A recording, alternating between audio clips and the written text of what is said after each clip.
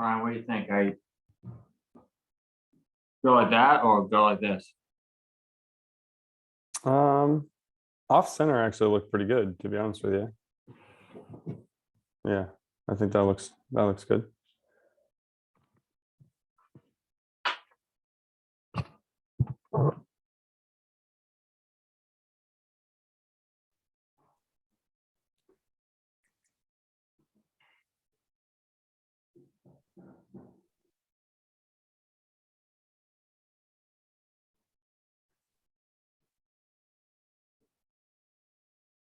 All right, Larry. All right, I'll keep admitting people as they join in, but I'll start things off just really quickly. Thanks everybody for joining us this morning. I know it's an early wake up call for some of us, but in order to get every coach on here and everybody that we wanted, this window worked for us, so we took advantage. I appreciate again everyone taking the time to get on. We'll get right into it. We will be taking questions after opening statements from each of the participants today.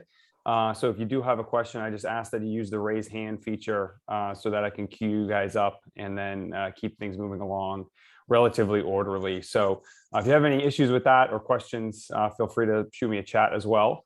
But we'll get things started right away by handing things over to Steve Metcalf, Commissioner of Hockey East. Go ahead, Steve.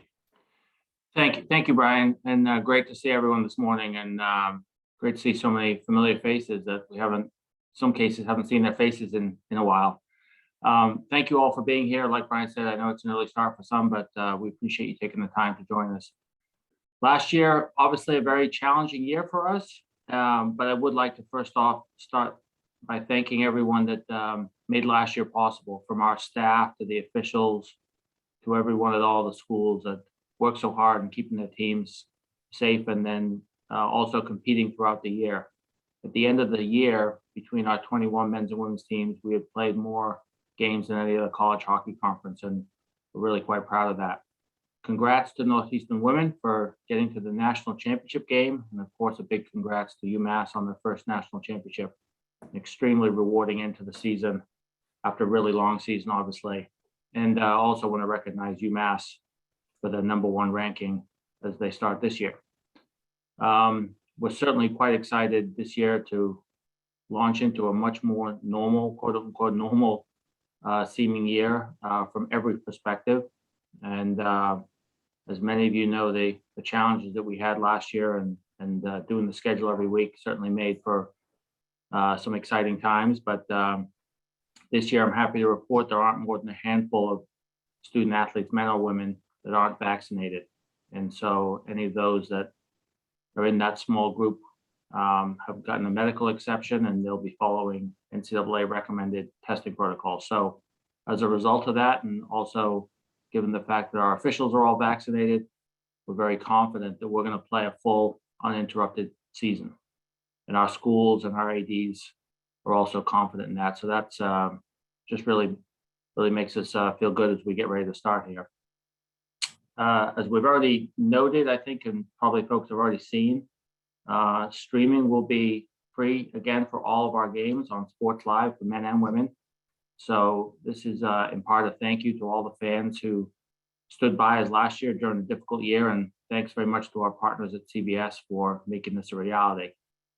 The NESN schedule for this season will be released in next day or two. The delay in releasing is primarily caused by the size of the package that we have of games this year, which is going to be the biggest, most comprehensive package that we've ever done with NESN, and in excess of 100 games will be on NESN this year. So that's really exciting for the fans and for everyone that wants to watch in New England.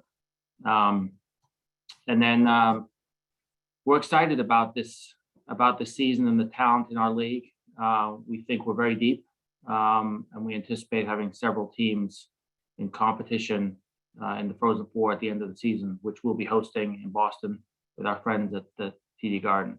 So we're excited for that. So tickets, I don't know when they go on sale, but an announcement will be coming out shortly about the ticket sales process for that. And then finally, I just want to welcome Coach Ben Barr and Jerry Keefe, two new head coaches to the league. Obviously very familiar to Hockey East already, but we're excited to have some great new young coaches in the league join a really well-established, strong group of coaches that we have. So congrats to Ben and Jerry, and welcome to the league. And that's all I have, Brian. Thanks, Steve. We'll open it up for questions for Steve now. Again, I just asked that if you'd like to ask a question, you raise your hand on Zoom, not in person, and I'll queue you guys up and bring you in when you're at the top of the queue. We'll start off with Bob Ellis. Go ahead, Bob. You might be on mute. You're still on mute, Bob. I'm learning. We can teach an old dog new tricks every once in a while. First off, Commissioner, I just was kind of curious. Last year was probably not the way one would envision the first year as the commissioner. Obviously not a typical year. I'm curious, what was the greatest lesson you may have learned by the hurdles that last year presented? And is it a lesson that helps make this year easier for you? I guess the first part of the question, Bob, is easy. We learned, I think everyone learned, that we could be more flexible with the schedule than we previously had thought. And so we have been able to carry, maybe a few lessons forward from that. And you'll see, we have some games on some non-traditional nights. And, many of those games are on TV, giving us exposure on nights of the week that we wouldn't normally be on. Some game times, maybe, maybe a few more game times that, outside of that Friday and Saturday at 7 o'clock, windows where they historically were. And so, we learned we could be more flexible than we thought we could be previously. I think that was the biggest lesson that we learned last year. Thanks, Steve. Next up, Larry Mahoney. Go ahead, Larry. Thanks, Brian. Hi, Steve. Hi, Larry. Steve, just you got 11 teams. I mean, are you any closer to getting a 12th? What's the process been like? Are there teams out there that have expressed an interest, and how aggressive are you trying to find that 12th team to even up the schedule? Thank you. Yeah, thanks, Larry. I wouldn't say we're pursuing anything aggressively.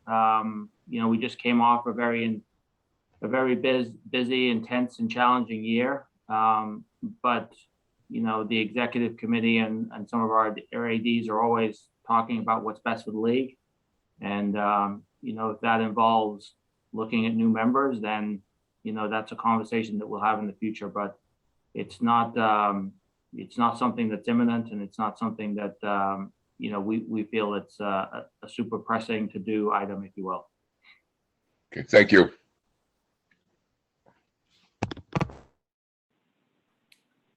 Any other questions for Steve right now?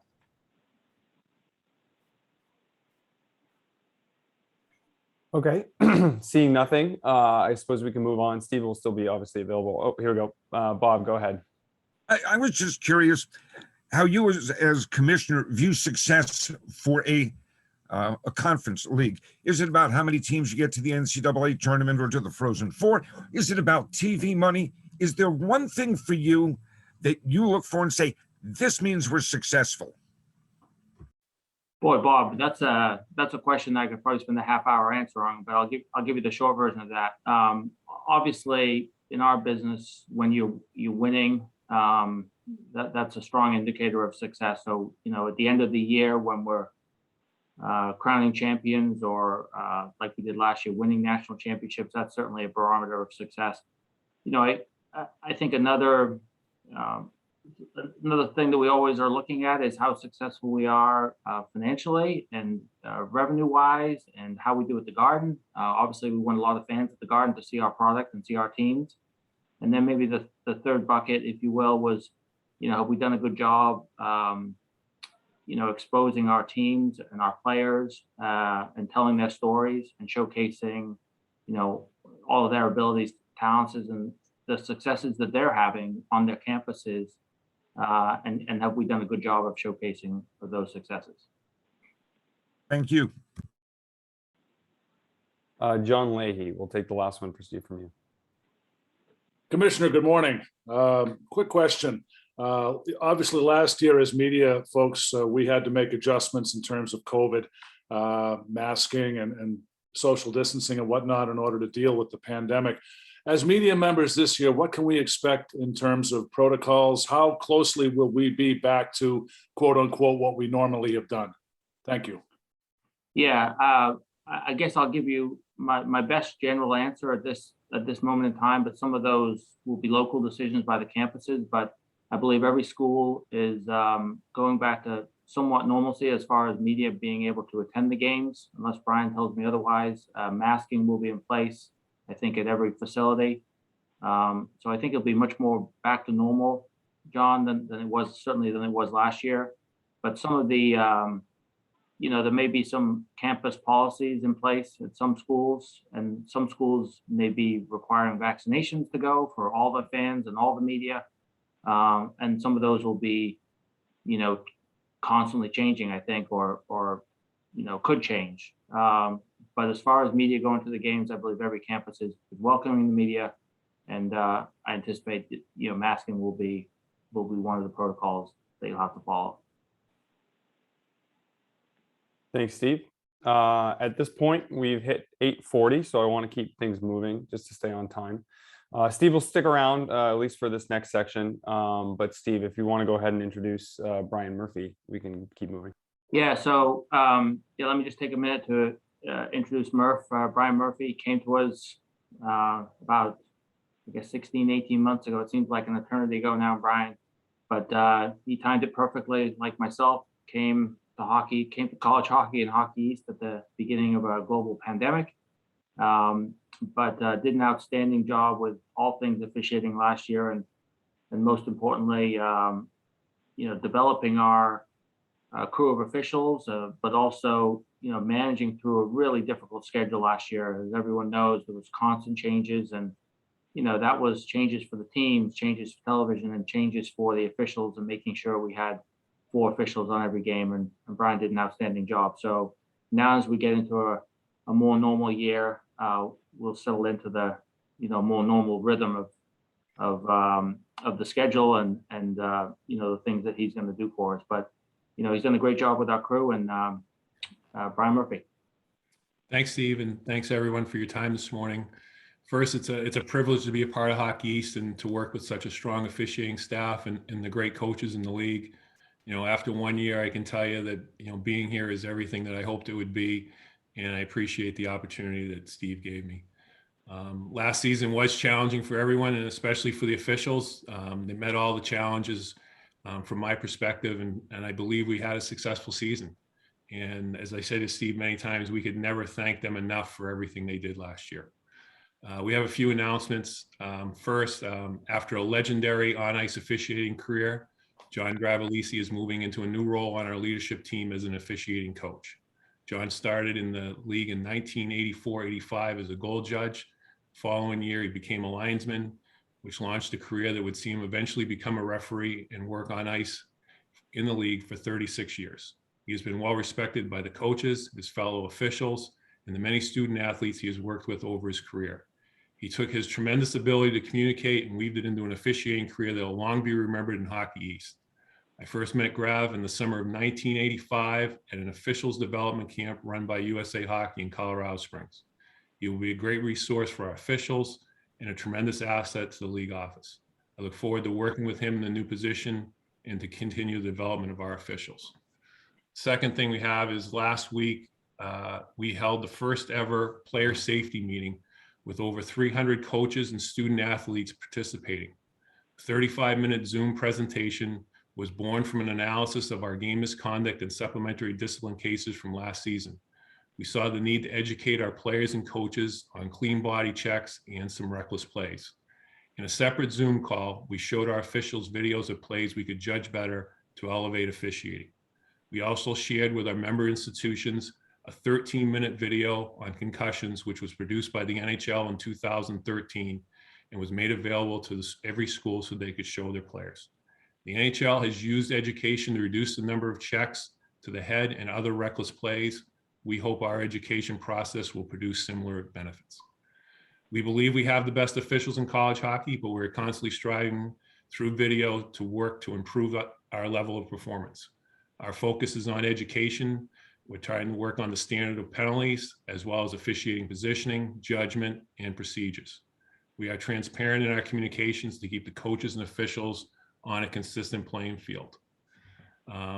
There is one emphasis from the NCAA this season, and that's on faceoffs, in particular the second faceoff.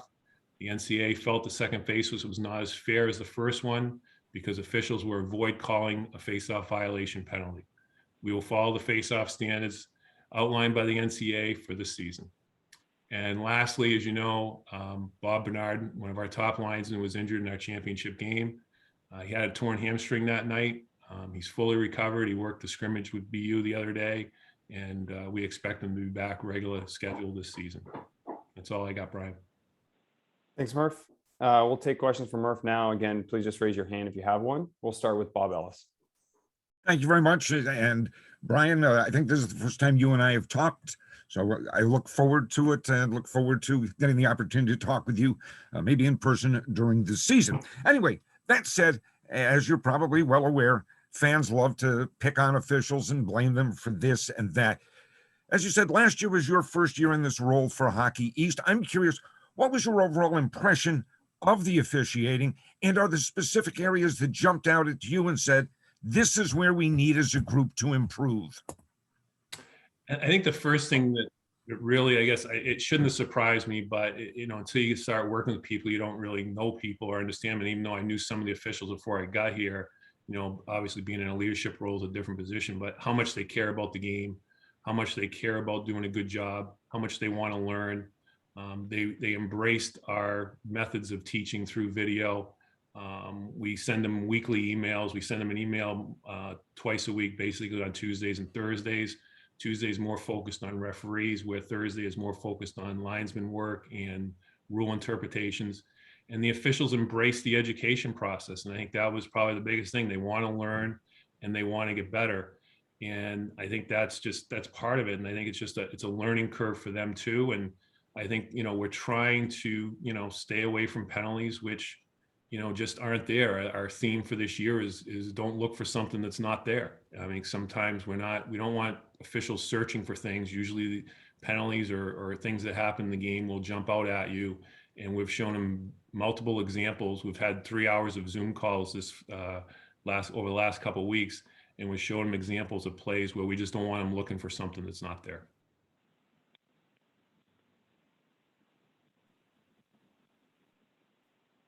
Any other questions for Brian? There we go. We'll go to Greg Cameron and then Kyle Grabowski next. So go ahead, Greg. Hi, Brian. Nice to meet you for the first time. And thank you for taking the question. A couple of weeks ago at NCHC Media Day, Josh Fenton, Commissioner Fenton, brought up the collaboration between officials nationally for consistency is going to be increased. What does that look like, just in terms of some conversations that you or other officials in Hockey East may have had with officials in other leagues so far? And what are some of the common points that you guys have been talking about? Well, we had 2 meetings over the summer with the commissioners and all the supervisors of officials from each league. And we've set up a schedule where we're going to meet on a regular basis. I think the first meeting is going to be the second week in October, where the supervisor officials are going to meet on a much more regular basis to try to develop standards. I would say that, there should be one NCAA standard. There shouldn't be a Hockey East standard, an NCHC standard, an ECAC standard. There should be an NCAA standard. And these are conversations that Steve and I had last year. Steve, I believe, has been a leader in this area of trying to get the other commissioners on board with this is where we need to go. And so he should be credited for that. And I believe we're heading in the right direction. It's going to take time. They've set up a Dropbox account where there's numerous videos that have been placed in so that we can start talking about them for the first meetings. It's going to take time because, there's so many areas of the game that need to be standardized. But, we've also been a league where we've been trying to improve the rule book to put the officials in a better position to be successful. And we've tried to put in some areas where I guess there was gaps in the rule book where, the officials are on the ice and they don't know what they're supposed to do because it's not really clearly defined in the book. And we're trying to put the officials in a better position to be more successful. And I think that's an all-encompassing project. It's going to take time, but it's where we need to get to. There should be one NCAA standard, not each individual league standard.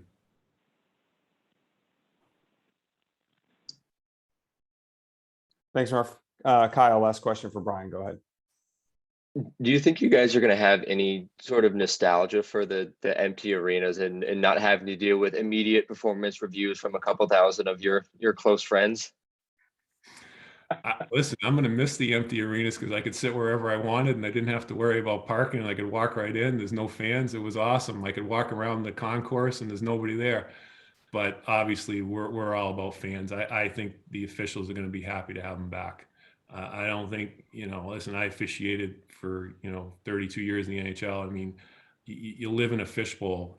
You get out on the ice and the fans are not even a factor. You're out there with the players and the coaches and you don't even know the fans are there. And I think it's all part of it. You enjoy the noise, the reaction, the excitement that it brings when you come on the ice and everything else. But I don't think the reaction of the fans ever should intimidate what you do. And I think the guys in this league are all, professional officials. We've got some of the best, officials that are below the NHL level in the country, and they embrace the action with the fans.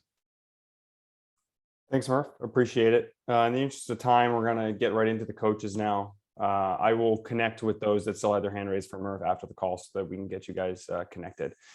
First up, we have UMass Lowell coach Norm Bazin. Norm, I believe you're still with us here. So let's just start off with an opening statement from you, if you don't mind, please. Well, thanks for having me. It's exciting to preempt another hockey season, one with fans. After what we went through last year, this is going to be a great step forward towards a more normal. And our guys are excited. Our coaching staff's excited, and we're looking forward to playing here this weekend. Thanks, Norm. We'll take questions for Norm now. Again, just please raise your hand and I'll get you in the queue. All right, first up, we will start with Bob Ellis. Go ahead, Bob. Yes, I'm making a habit of this, Norm. Good to see you. Soon we'll be seeing each other face to face rather than through Zoom, and I'll look forward to that. Just out of curiosity, as you prepare for another season, is there one biggest question mark in your mind about this hockey club that you're anxious to get an answer to? Well, good to see you too, Bob. Yeah, I mean, can we play with that unique UMass Lowell identity? And, you can talk about a lot of individual positions. You can talk a lot about different players and what type of season they're going to have. But for us, it really comes down to playing with an identity and being having a full buy-in. And, you have to let some games go through before you have an understanding of what you may or may not have. So we're looking forward to starting that process. Thanks, Norm. Next up is Greg Cameron. Go ahead, Greg. Hi, Coach. Thank you for the time. Look forward to seeing you in Tempe this weekend. Wanted to ask in terms of preparing for games this year, do you think that with the number of movements and the amount of movement in players and things like that, that your preparation is going to be different? I wouldn't say harder, but different at all? Yeah, it's always different, and that's what keeps us in the occupation. It's exciting to deal with a whole different group of young guys. It keeps us young, and it's exciting to have to mesh a bunch of individuals, into a group, and that's part of the fun. So there's no question it's going to be different. I don't think it's any more difficult or any less difficult than it was in the past. We have short-term goals, we have long-term goals. But, immediately and currently, our goal is to improve every single day and try to get to a point where everybody knows what the system is and is trying to execute that system to the best of their ability.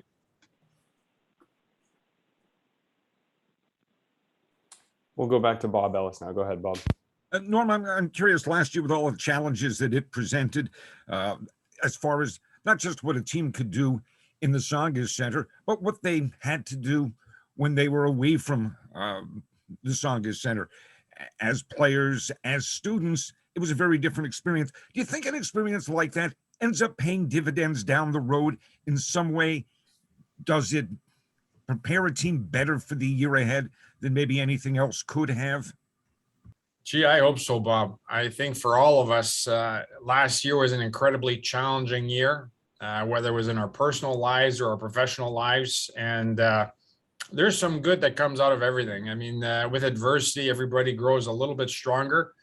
And there's no question that our guys have thicker skin this year than they had last. So I think we all got a little bit more resilient from last year. And we hope to come back to a little bit more of a normalcy here for this season.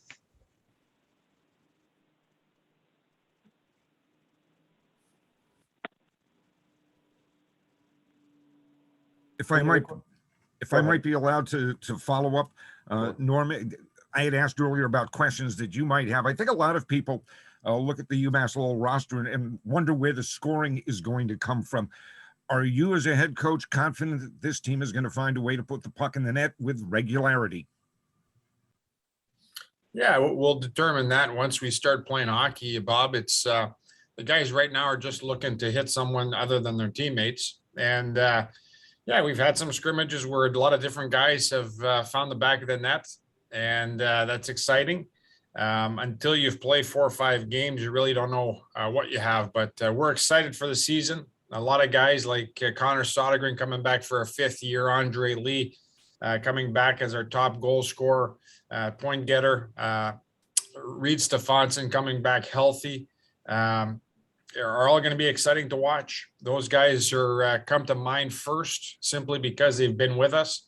Then there's a whole host of 9 newcomers that we feel are going to have an immediate impact, and some are going to be long-term development guys. But as a group, yeah, they bring a little something to the team that we didn't have last year. So if anything, I think we have a little bit more depth than we had last year.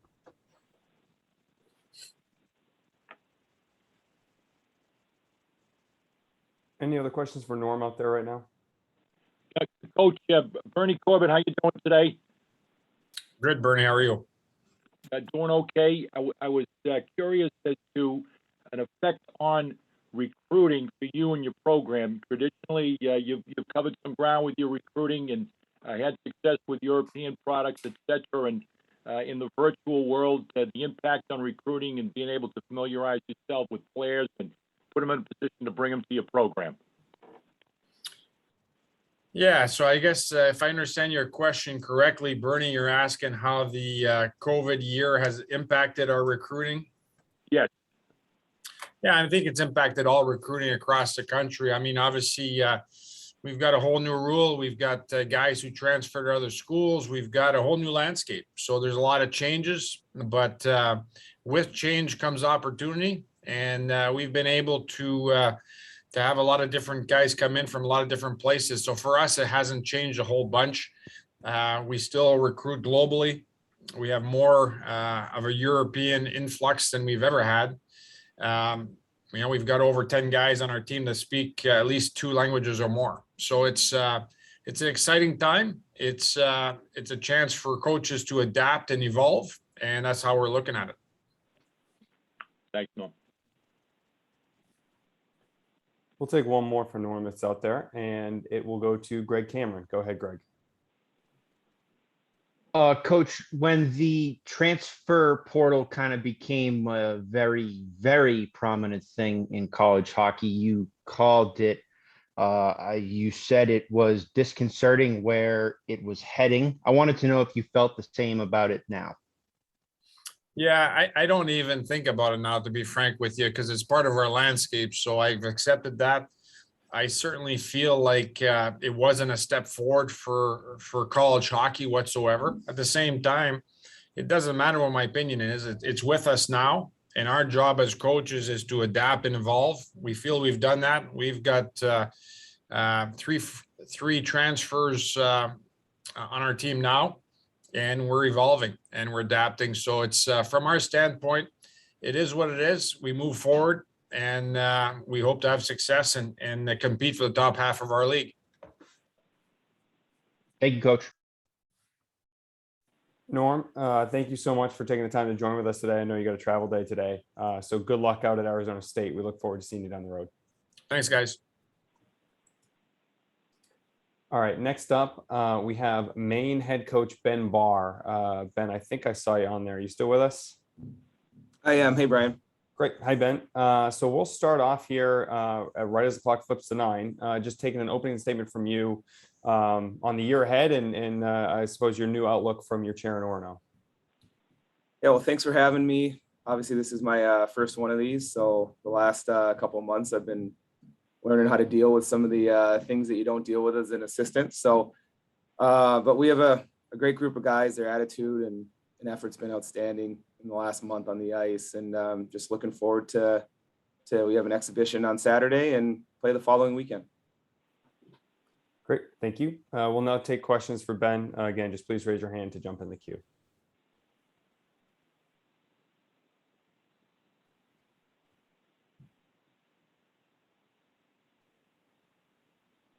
Kyle, we'll start with you. Ben, how have the last few months been getting settled in? Are you used to being the guy at the front of everything? Like, are you used to being where you are at this point? Yeah, I think once we got on the ice, it felt normal. It was a crazy year last year. It was a wild summer for me, moving with 3 young children. We had twins right after the Frozen Four there in Pittsburgh last year. So that was turbulent for a couple months, but we got up here at the end of July, and I'd say the last month it's felt normal, and I starting to feel like a normal human again. All right, next up, we will go to Bob Ellis, and then we'll have Larry Mahoney after that. Go ahead, Bob.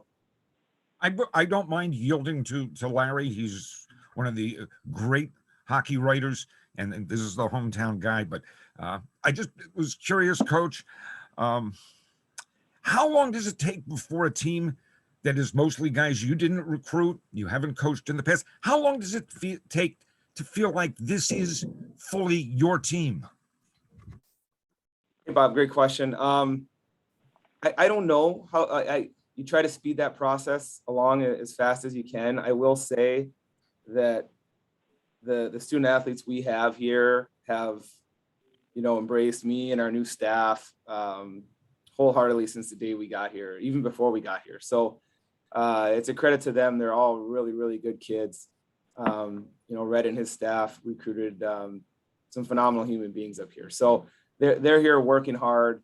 It's nice as a coach to know that you're gonna get the most out of the effort every single day, and the attitude has been good. And we haven't had really a single day where that hasn't been there so far. So, as a new coach, that's all you can ask for. And then hopefully we can put them in positions to succeed and help develop each player and win some games. Next up will be Larry Mahoney, followed by Kurt Luedeke. Go ahead, Larry. Thanks, Brian. Hey, Ben, how are you? Hey, Larry, good to see you. Good to see you. Just you got Quinnipiac, a 4:00 exhibition, again, nationally ranked team. What are you going to be looking for? What are you hoping to get out of that exhibition? And are you going to try different line combinations? Obviously, probably everyone's going to play, but what are you hoping to get out of that as you get ready for Omaha? Thank you. I think we're just looking to see what we have. We've been playing against each other for a month, and I mean it's the same for everybody. So you really, those first games, whether it's an exhibition or a real game, every year you're kind of, unless you've been with you have a veteran team and you've been in the same program for a long time, you really just kind of go, well, what do we? Some guys are gonna perform, way better than you might imagine, and the vice versa can be true as well. So I just kind of want to get a read against another team, and obviously Quinnipiac year in and year out is a great team. So that'll be it'll be a good testing ground for us to see, what we have in that locker room, and kind of plan for that next weekend in Omaha. Thank you. Thanks, man. Go ahead, Kirk. Ben, as you've had a chance now to get settled a bit and look at your team and assess, just curious about, what are your impressions of your players in terms of how they're coming together, the chemistry, the details? I know it's early and that's what you work on, but overall, just first impressions of your hockey club. Thanks.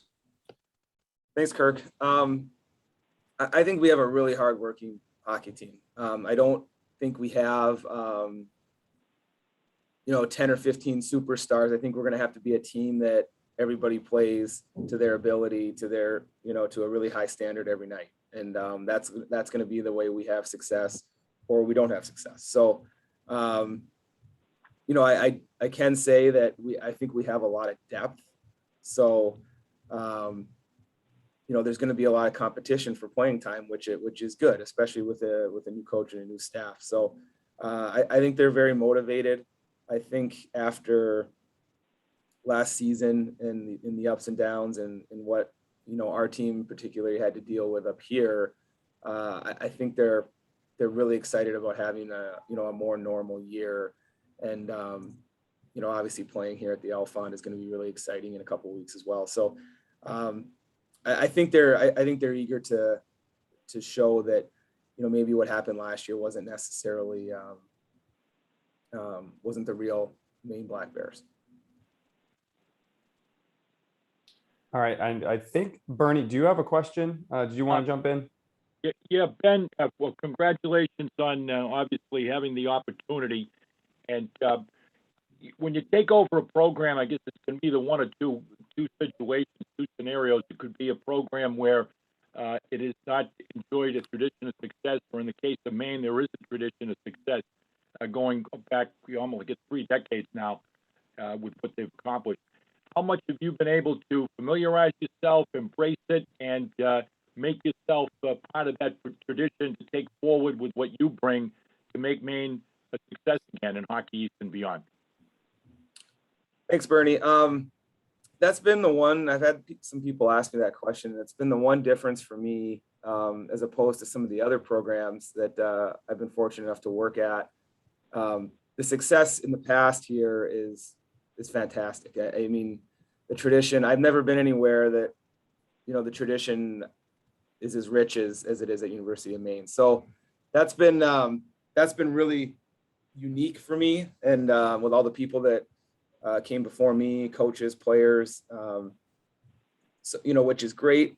The other side of it is we have to, I think we need to bring our program into the here and now a little bit more as well. So I think sometimes that success gets you, maybe makes you feel that success is going to continue, and maybe you lose an edge in this area or that area. So it's been really interesting to learn that and to learn how the school operates, how our program and athletics program operates. The people up here are phenomenal. And I think there's some things that we can do to build on that tradition that we have, as well as bringing our program, up to speed in some other areas that are going to help us eventually on the ice. Next up is John Shields. John, go ahead. Coach, sorry if this was already asked. I had to step out of the room for a second, but can you talk about the leadership that you've inherited on this team and kind of who your captains and your assistant captains are going to be for this season? Yeah, so we have a group of 4 young men, Jack Quinlivan, Simon Butala, Jacob Smith-Svestrup, and Adam Daw, that are going to be the leaders of our team.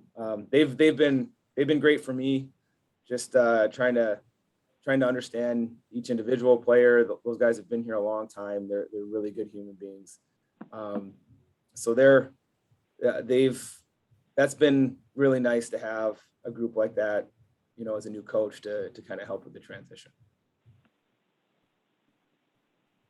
We'll take one more for Ben, if it's out there. Well, Mike Mann, go ahead.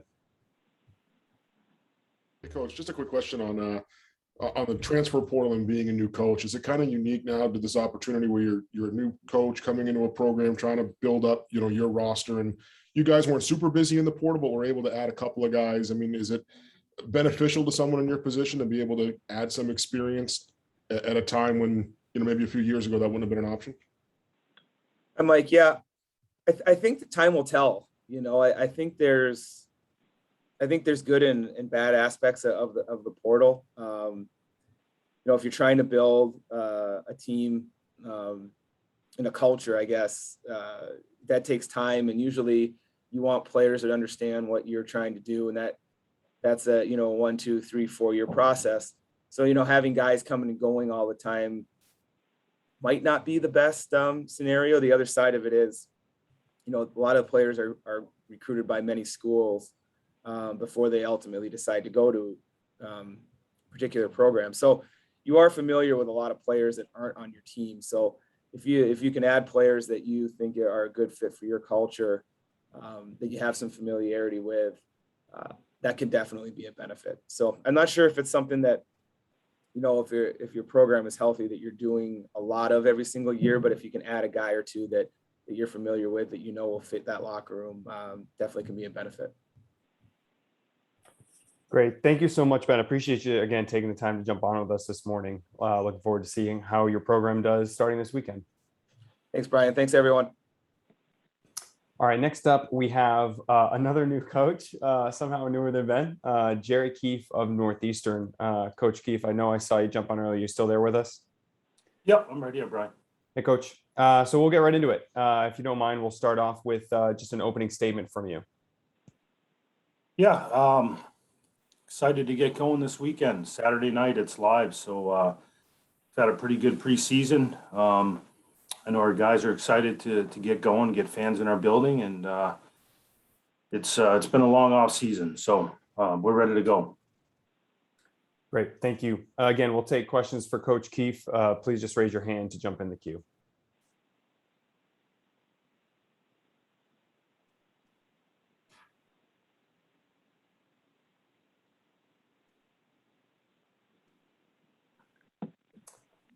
No reason to change things now. Bob Ellis, we'll start with you.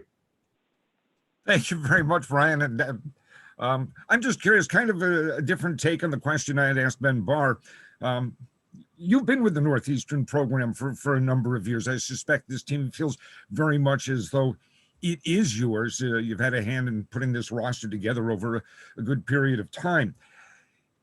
Do you see yourself just kind of continuing the direction, or are there changes in direction that kind of been sitting in the back of your mind and now's a chance to take that step? Yeah, that's a good question, Bob. You know what? Yes and no. I think every year things change a little bit. So you're trying to always build on your program. Obviously being in Northeastern for as long as I have now, there's been certain staples that we have that we want to continue to build on. One being our culture. But yeah, I think every year going in, you have a different roster and maybe you find different ways that you want to do things. But, we want to keep building on our culture, keep building on, how we've had success and be able to take that to the next level. Next up, we'll have Greg Cameron. Go ahead. Morning, Coach. Thank you for the time and congratulations on the new role. So you've been promoted, but your boss stays the same. What's it like having the AD at the rink now? Is it sort of the same relationship you had before? What's it like knowing you can kind of lean on him, given your experience with each other? Yeah, thanks, Greg. You know what? I actually don't see Coach Madigan around as much. We're obviously very close. I'm trying to give him his space. I think he's trying to do the same with me. I know he is extremely busy right now. So we do talk, he does, obviously want to catch up and get his hockey fix, so to speak. But yeah, I think we're both so busy right now. And I know he's got a lot on his plate. So he's excited for us to get going on Saturday. That's for sure. I did talk to him about that the other day. He's excited to see the group. Next up, we'll go to John Leahy and then Brendan McGarry. Go ahead, John. Coach, welcome to Hockey East. Welcome to Northeastern, of course. So we all know you've been there for quite some time, but great to see you as a head coach. A couple of the players I saw last year doing games for Merrimack really impressed me. The Jackson brothers. I'm wondering if you could just comment on them and how big of a role you see them playing not just generating offense, but helping Northeastern be successful as a whole. Thanks. Yeah, thank you, John. You know what? Both of them are expecting big things from this year. They're both great players. They're really, really competitive. They've had a great preseason so far.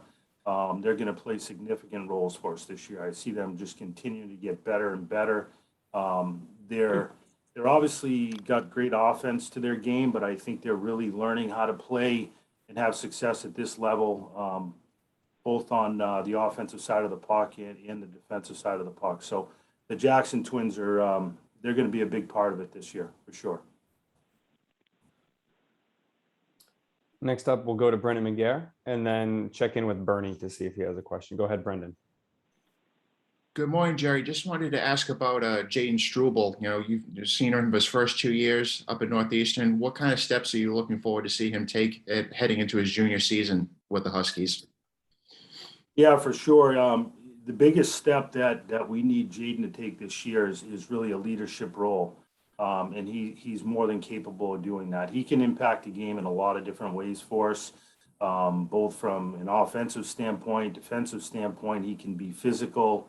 He's hard to play against. And I know in that locker room, guys look up to him to be able to change the game in a positive way. So that's the biggest thing for us, is for him to continue to take a step in his development, but then also take on that leadership role, which we know he's capable of doing for us.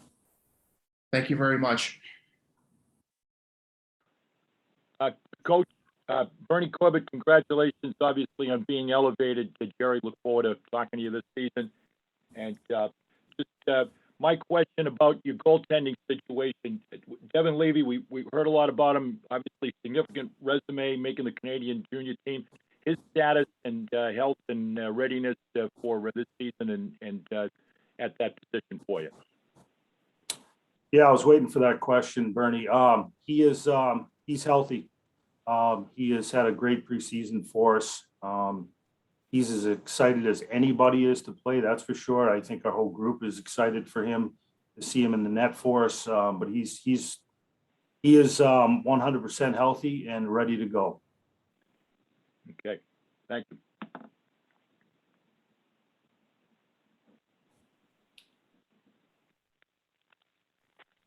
Any other questions for Jerry right now?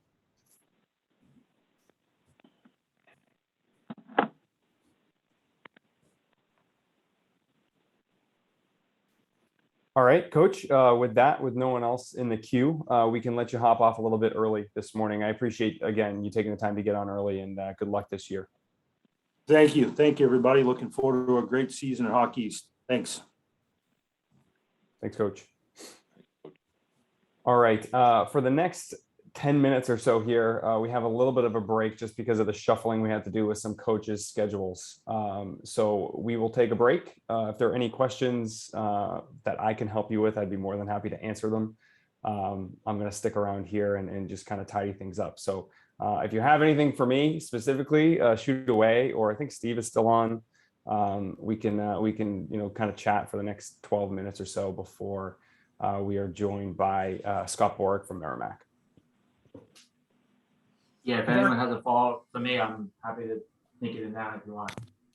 Yeah, I was going to duck off. I just want, Brian, you're going to send us recordings or give us access to a recording of this, I assume? Yep. Yeah. As soon as this is done, I'll get the recording out to everybody with the full breakdown of everything. Okay. Thank you. Thank you, Bob.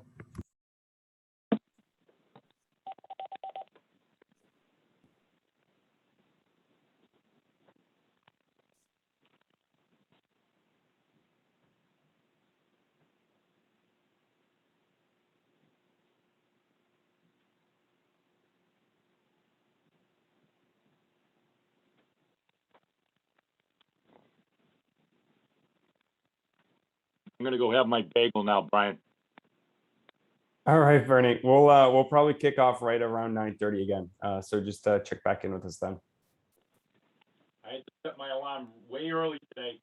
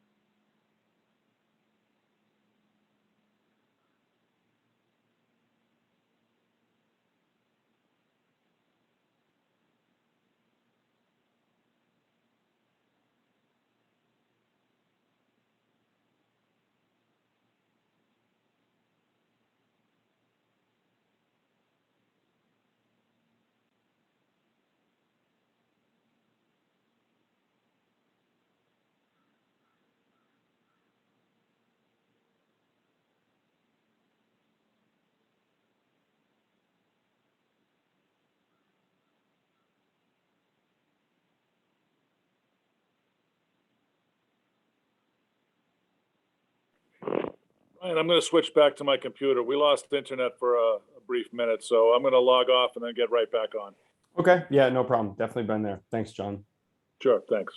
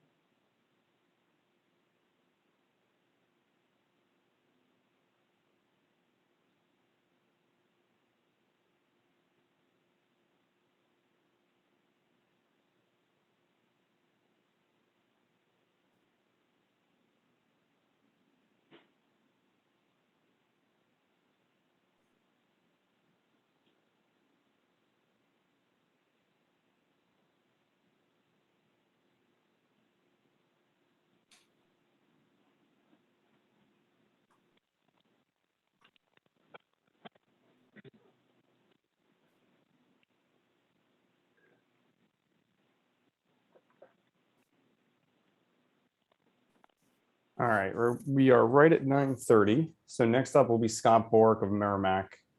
Just working on tracking him down right now.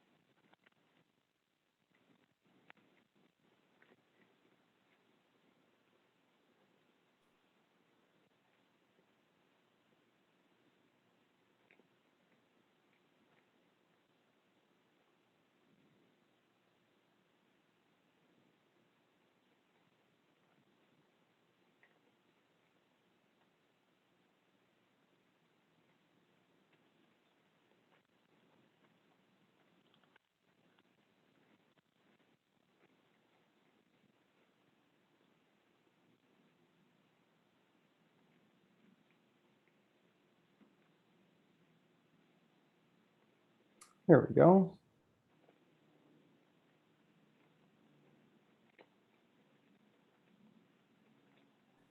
Hi, Scott. How are you? I'm good. How are you? Good, good. So if you don't mind, we'll jump right into it. And we'll start off just by taking a quick opening statement from you on the season ahead. Well, I'm excited that we're going to be playing. I think that probably that's no different than anyone else in our league, as the coaches in our league, because it's coming off of last year, you kind of appreciate everything a little bit more that you get, even the small little wins. But we're excited. I think our group is excited to get going, and being able to practice together and be in the same room together and just kind of hang out in the locker room together has been a real win for the fall. So we're excited for the next steps. Great, thank you. Again, we'll take questions for Coach Borek here. Just please raise your hand to jump in the queue, and we'll work through you that way. Thank you.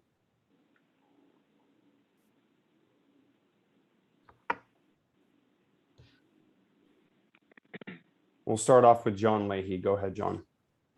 Scott, good morning. Morning. Just a couple of brief questions. Merrimack seemed to be very active in the transfer portal. You brought in a couple of guys from Denver, and Derflinger and Jandrick.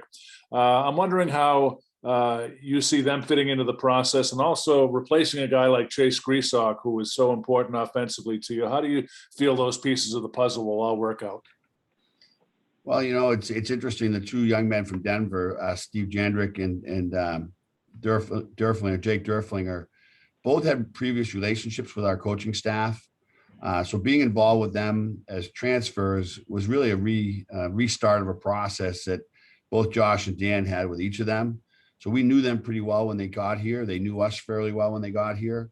They're fitting in very nicely with our group. They're both great teammates.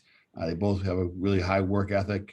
And in Jake's case, Jake Derflinger's case, he's coming to our program after having played in championship games with Denver. And I think that's valuable to a team that's, trying to climb the standings. So they've both fit in very, very well, as Christian Felton from Bentley has come in, and we don't have a lot of righty back in the back end. He's been successful for us so far. Really good young man, great student. He's going to do good things for us this year as well. And losing Chase Greasock was disappointing, but I think he found an opportunity that he wanted to chase. And honestly, I think given some of the other people that were playing his position, I think that he just wanted a bigger opportunity than we had for him here moving forward.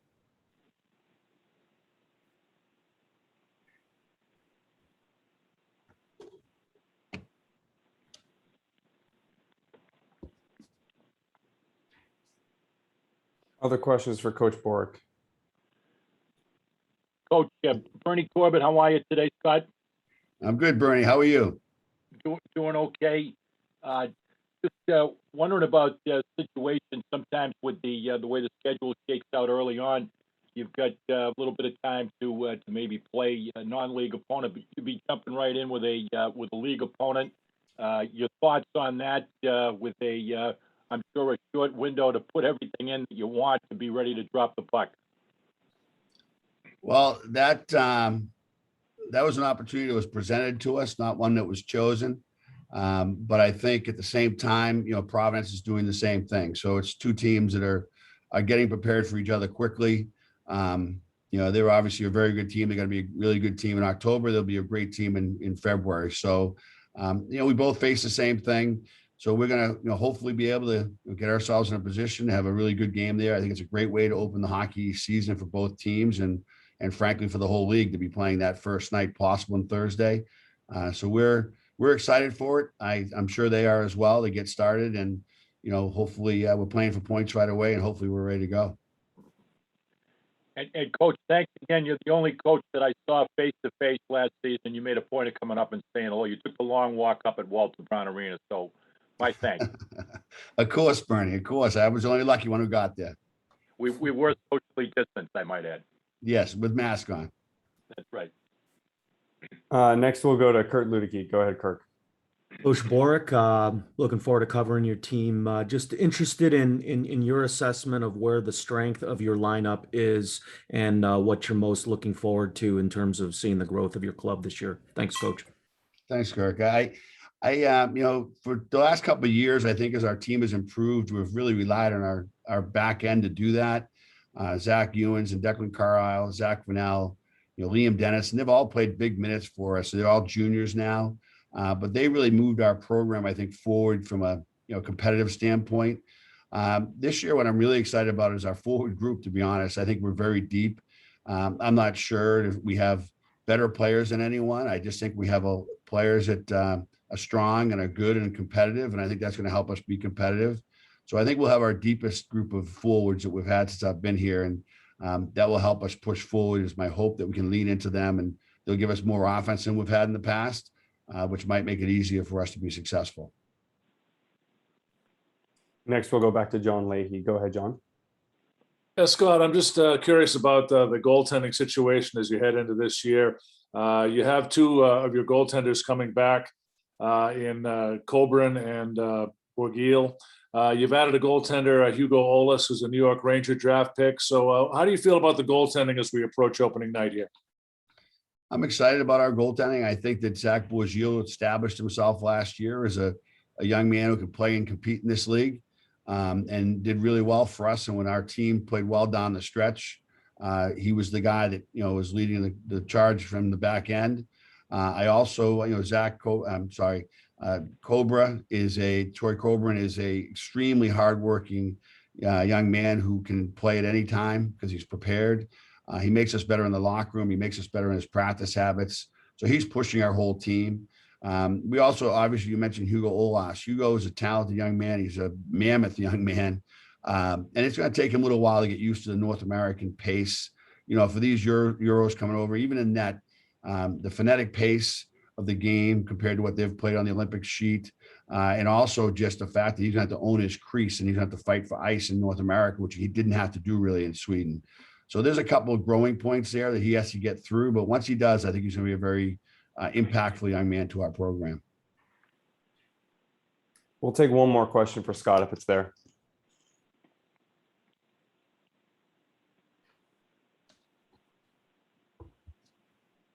All right, Coach, with that, we can let you go. I appreciate you taking the time to jump on with us this morning. Thanks, Brian. Sorry I was a couple minutes late. I had just someone walk in my office. That's all right. Don't worry about it. I appreciate it. Have a good day, everybody. All right, next up, we have Coach Mike Souza from New Hampshire. I believe he's on. Coach, are you here with us? Yes. Hey, Coach. How are you, bud? I'm doing well. How are you? I'm well, thanks. Good. So we'll get right into it. And we'll just take an opening statement from you on the season ahead for New Hampshire, please. Yeah, excited to be back at it. Have the opportunity to play in front of our fans. Talking to the other coaches, I'm sure everyone's echoed the same sentiment. We think that we have a real strong competitive league. I think, I'm excited to see our team play this year. We've had some good practices leading up to today. competitive group, and excited to we're going to have a scrimmage against Merrimack this Saturday, so excited to finally get an opportunity to compete against someone besides ourselves. I know the kids certainly are. It's been getting testy at practice, and happy to kick the season off, I guess unofficially this Saturday, and then officially next Friday against Union here at the Whitmore Center. Great. Thank you, Coach. We'll take questions for Coach Souza. Again, just please raise your hand in the queue if you can, and we'll get you lined up.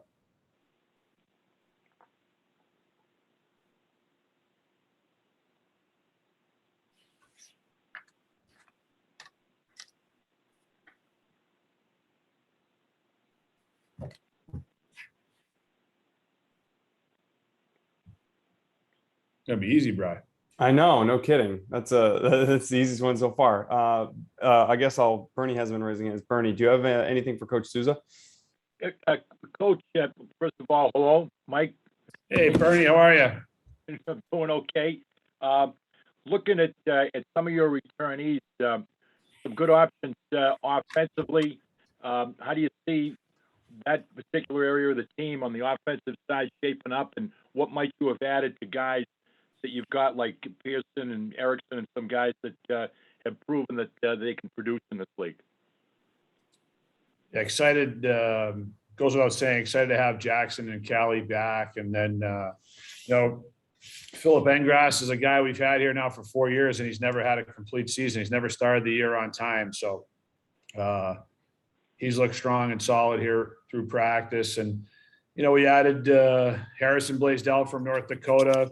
We think he's going to give us some depth, along with guys that have been around a while, Eric McAdams and Tyler Ward, who joined us last year. And then there's some guys here always sitting there saying, hey, are they going to step up this year? And some guys have had a really strong start to the year. Robert Cronin was an all-league player last year in the USHL in Dubuque, and he looks strong here early on. So it's there's a lot of opportunity, and there's a lot of depth in competition this year, Bernie. It's the most depth I think we've had in a few years. So it'll be exciting to see how it plays out. Thank you. Next up, we have Kirk Luedeke. Go ahead, Kirk. Hi, Mike. Just curious as to how Liam Devlin has looked for you in the early going, and what you think his heavy, pace game, and how it's gonna translate in the Hockey East for the Wildcats. Thanks.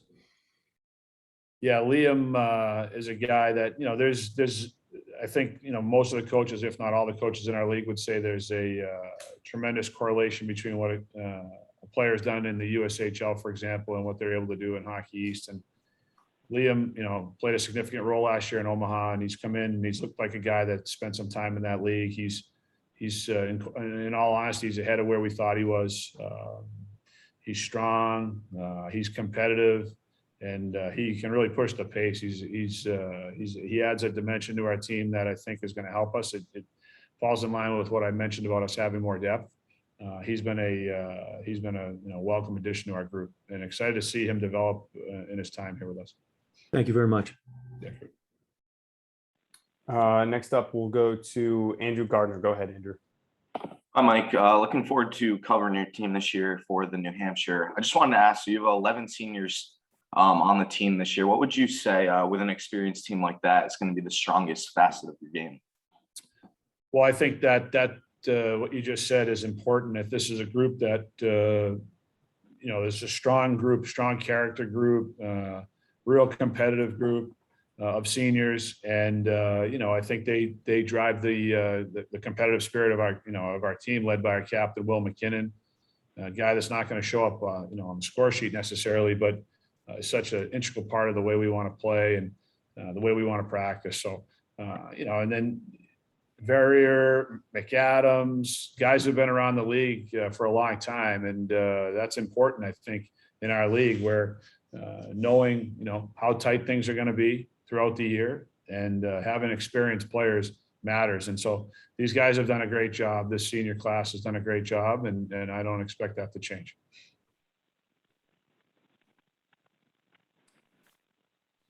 Coach, actually good timing on that question because you were the only person I had someone submit a question to me prior to that they couldn't make it. So the question that they asked was, can you speak to your leadership group and what they showed you last year specifically in a difficult year that makes them the right leaders for your team?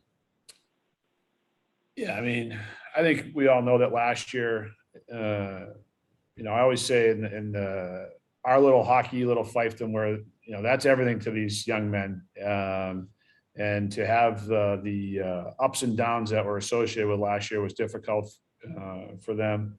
And I thought the group last year, Charlie Kelleher and that group did an incredible job. And then, we've picked up right where we left off in terms of, really a group of seniors, Will McKinnon, Verrier, Pearson, McAdams, guys that have really galvanized in our group.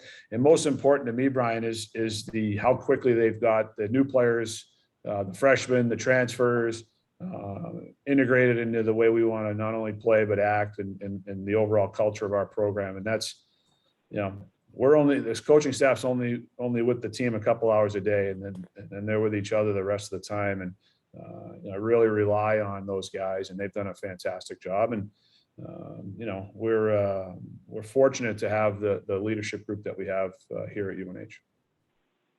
Great, thank you. We'll go to John Leahy next. Go ahead, John. Coach, good morning. You guys play in one of the great arenas in Hockey East in the Whittemore Center. What's it going to mean to you, and how excited are you and the team to be able to play in front of fans this year? Yeah, it's awesome. I mean, it's funny, the visiting team, I think, had the advantage, John, last year, right? Everywhere you went. And we certainly think we have a huge advantage here because of our fan base. I know in talking to a lot of them, they're excited to get back. We're really optimistic that we're going to have a lot of good gates because people are naturally looking for stuff to do. And hopefully we get an exciting product on the ice for them to watch. I know I'm certainly super excited to get going next Friday with Union in our building because for me, there's nothing like playing here. As you mentioned, I think it's the best venue in hockey, certainly, and one of the best venues in all of college hockey. So we're fortunate to call it home and excited to play here in front of our fans soon. Take one more question from Mike if it's there.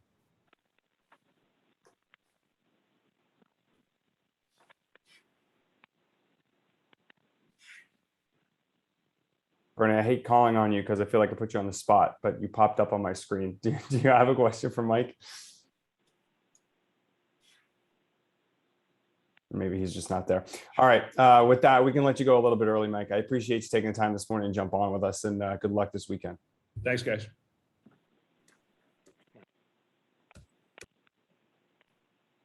All right, next up we have reigning national championship winning coach Greg Carvel of UMass. He is here with us now. Coach, I'm just going to give it another 2 minutes because people have been jumping in that I know will be here for you. So I'll just give it another 60 seconds or so, and then we'll get right into it with you. Sure, sounds good.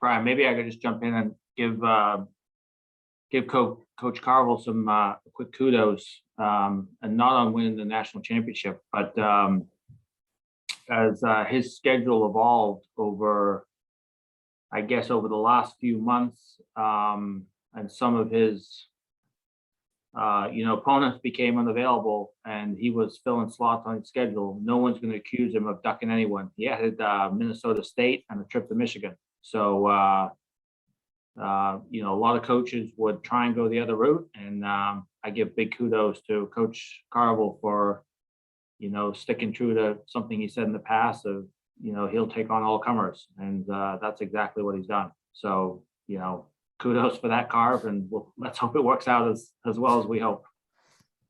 Yeah, we had to scramble to get, we lost one of our opponents that was a lot lighter than Minnesota State, and my AD is giving me a hard time on my non-conference schedule. Now I might have the toughest in the country, so we'll have our hands full opening weekend, and then right after Christmas, we go to Michigan. That's what we're here for, though. And Coach, with that, we'll keep it here with you. If you could just give an opening statement, I suppose generally looking forward on the season ahead and maybe what last year meant to you as well. Sure. I think everybody's excited to get back to normalcy, have some fans in the building.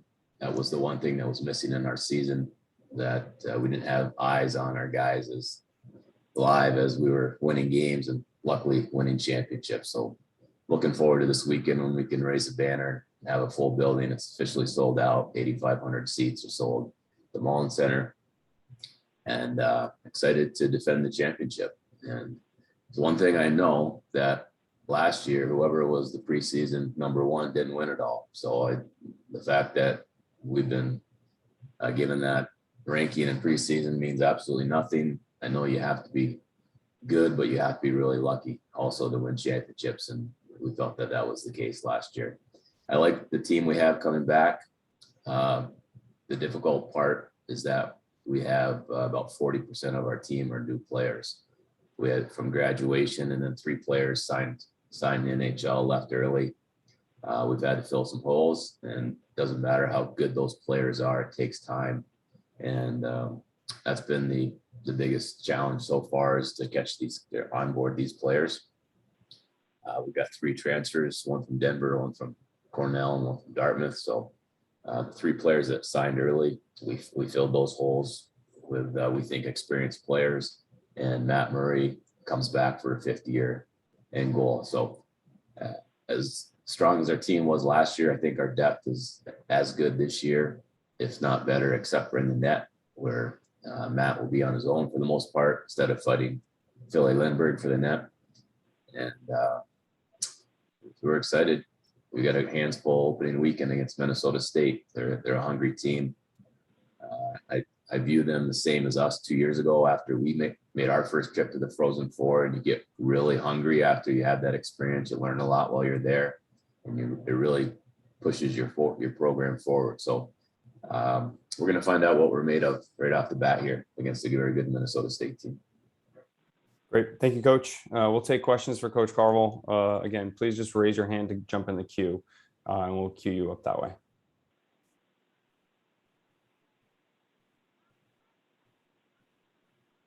We'll start with Kyle Grabowski. Go ahead, Kyle. You guys brought up the schedule a little bit. Is it an exciting thing for you to be able to test your team against teams of that caliber and sort of get to line up and assess and just be able to play teams that are at that level? Well, I think you can win games early on in the season by just having better talent, not necessarily be playing to the best of your ability. And against Minnesota State, we're going to have to play to the best of our ability. So I think it's going to make us, we'll be ready to play. We won't be overlooking them. And what I like about it is that I'll get a pretty good sense of what we are right off the bat. Again, we have a lot of new players, and you think you know them, but you don't really know until you get into the heat of battle. And that's when the rubber hits the road. And so I'm excited to play in front of a full building, raise a banner, play a real high quality team, and find out exactly what we have this year, and then keep trying to get better every day.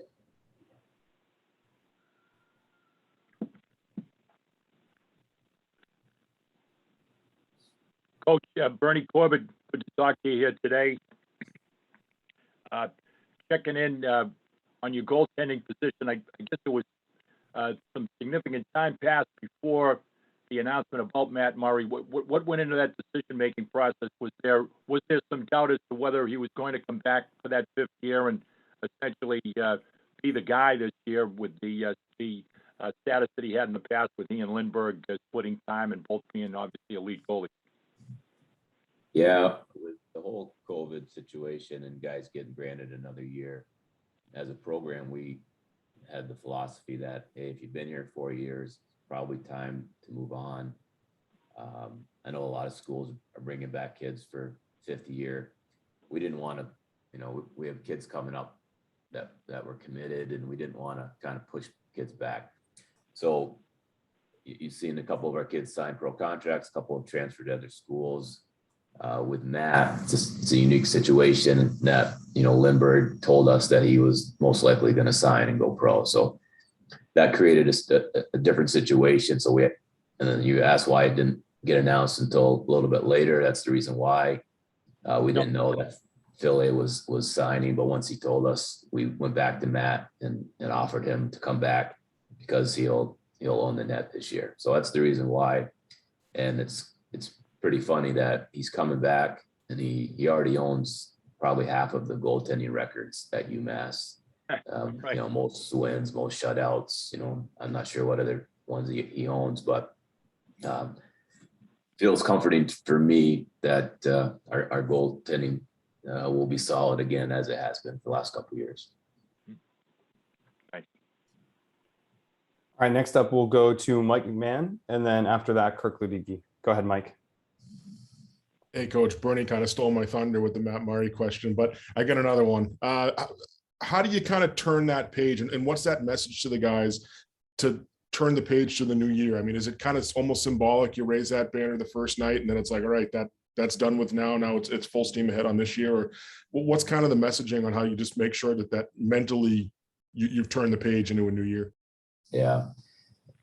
That's a little too late for me to, once the banner goes up, to decide to flip the switch and puck's going to drop 2 minutes later. So we've tried to set that tone here through September. There were some events that we went to. And then that's been our messaging is we need to put last year behind us. Last year we were a good team because we had something to prove. And now we're trying to change that messaging to this year. We've got something to prove again, that it wasn't a fluke, that we deserve to be where we're at, that we're going to get everybody's best games. It's a position that you want to be in, but you better be ready because it can be difficult. And we know all too well. 3 years ago, we went out to Ohio State. I think it was the second weekend of the year, and they were the #1 team in the country, and we were a young, upcoming program wanting to prove something, and we were absolutely ready to play those games. And I think we won 6-2 first night. And so I keep reminding the guys of, how hungry we used to be. And if we are not as hungry going forward, then we're going to take a step back. So that's the messaging is try to keep pushing the program forward, keep raising standards and being very deliberate, very focused, and making sure there's no complacency. Final question for Coach Carvel. We'll go to Kirk. Go ahead, Kirk. Hey, Greg, just curious in terms of how you're looking culture-wise with your upperclassmen in terms of their integrating the newcomers and how the details have been. I mean, obviously it's early on and that's what you work on over the course of the season. But I mean, as you said, expectations are higher. So your timelines are probably, sped up. Thanks, Coach.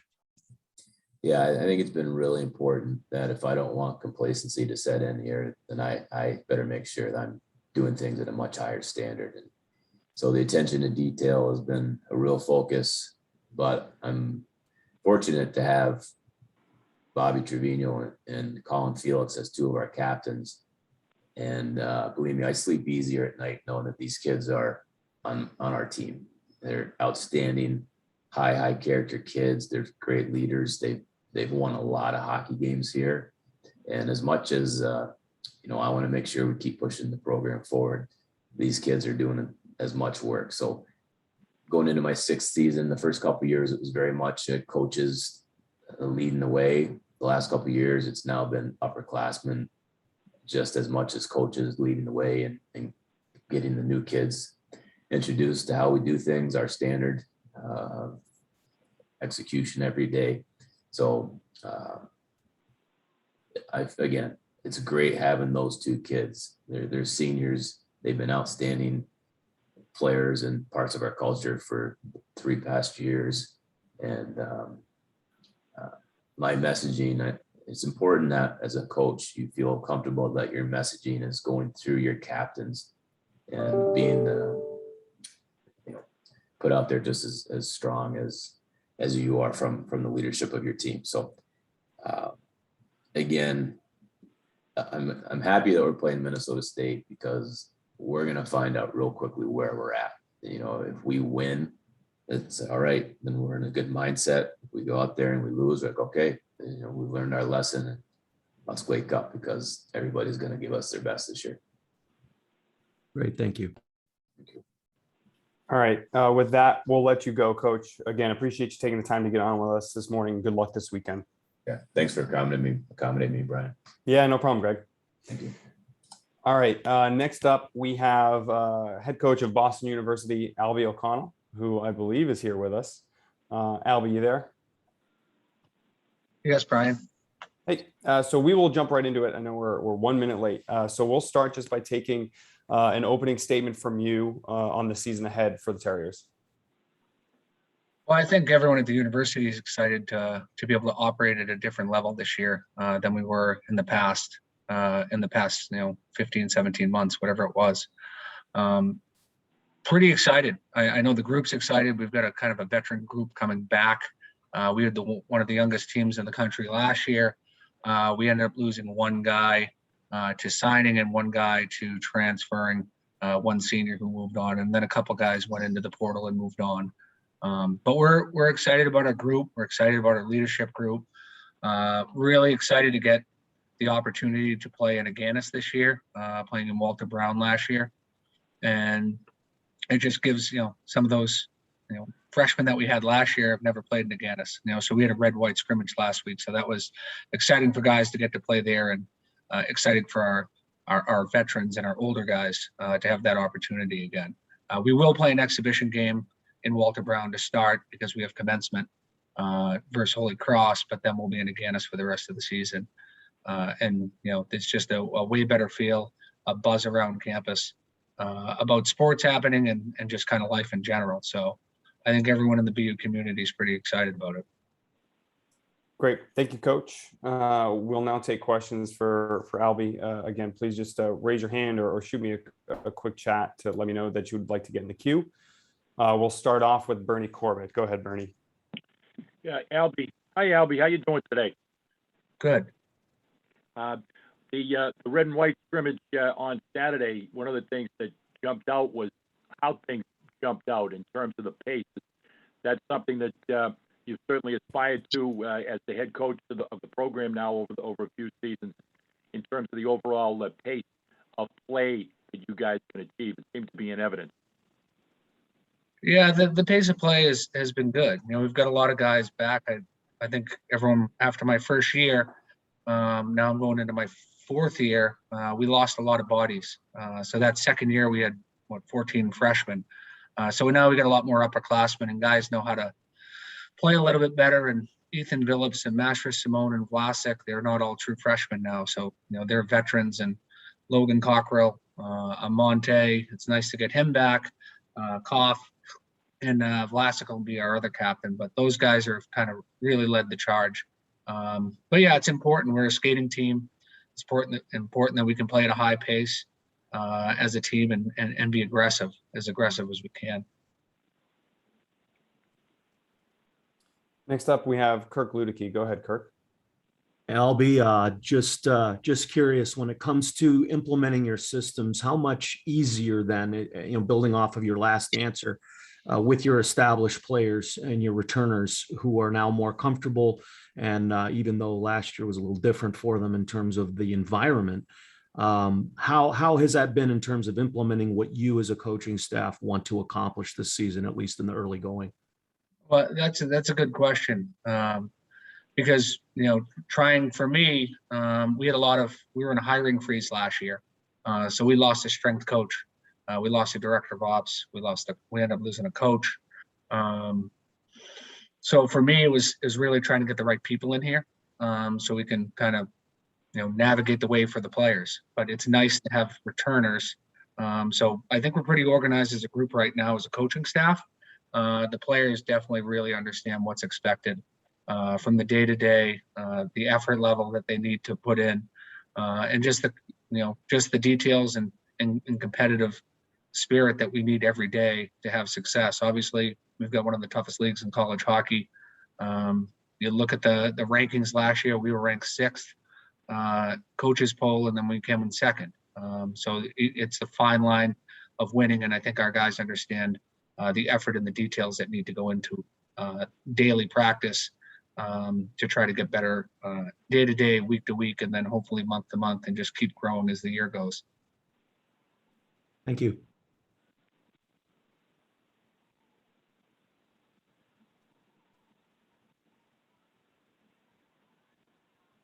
Other questions for Coach O'Connell right now?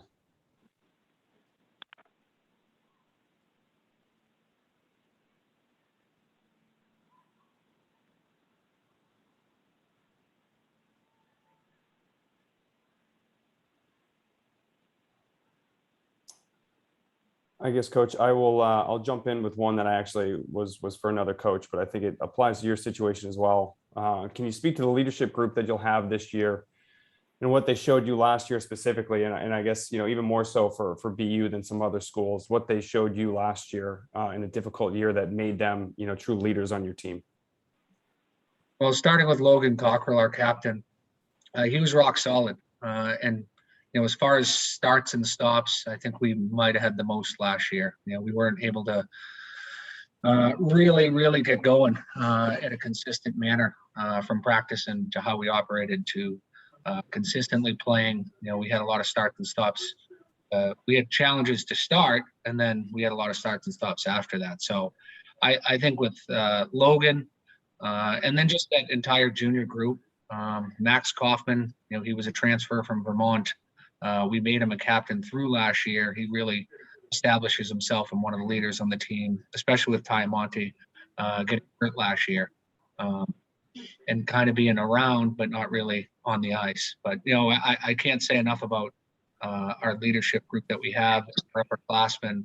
A lot of mental scars and hardening for our group, going through last year and some of the disappointments.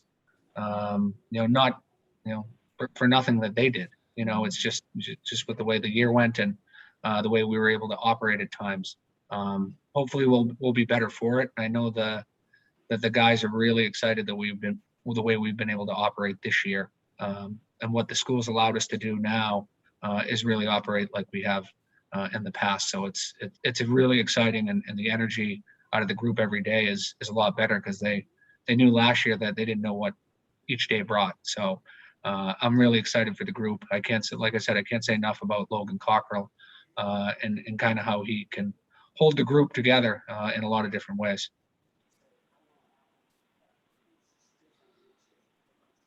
Thanks, Coach. Final question for Albie will go to John Leahy. Go ahead, John. Coach, good morning. You mentioned the transition back to Agganis Arena this year from Walter Brown. What's it going to mean to you and the team to, number one, be back at Agganis, and number two, to play in front of your loyal fan base and fans? Well, it's going to mean everything to our guys, because if you're allowed, we weren't allowed to really practice in Walter Brown last year. We were practicing at Agganis, so you had 2 totally different size sheets. But being in the 100th season of the program, and some of the events and some of the people that will come back, and the celebration of just some of the great people that we've had within the program, and do it together and do it at Agganis is just really exciting. I know that red-white scrimmage, as much as we had, probably 200 people in the building, just the energy that gave our guys was a lot different than just them practicing versus themselves. So it'd be nice to really hear the band and hear the roar of the crowd, and even just getting out there and just having not a really quiet building will be really exciting. So everyone's really looking forward to it. Great. Thank you, Coach. With that, we'll let you hop off. I appreciate you taking the time this morning to jump on with us. Good luck this year. Thanks, Brian. Appreciate it. Thanks, Albie. All right, next up, we have Nate Leaman of Providence. Nate, are you with us right now? Hey, Brian, it's Mike Billings. I just texted him. He should be hopping on in a second. Okay, great. Thank you, Mike. You guys have me? I can hear you guys. Oh, yeah, I can hear you. There you are, Nate. Okay. Yeah, if you can hear us all right, we'll jump right into it with you, if you don't mind, and we'll just take an opening statement on your year ahead, please. Well, I mean, really excited to get going. Excited about our group this year. It's a hardworking group. It's a very good skating group, and I think everyone coming off of last year just is hoping for a normal season, is hoping for a full and complete season. And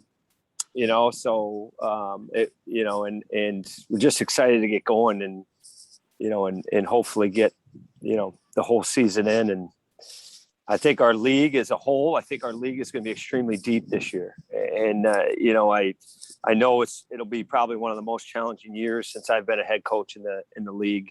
But I'm really excited about it from a league standpoint. I'm really excited about the season from Providence Fire standpoint. Great. Thank you, Coach. We'll get right into it.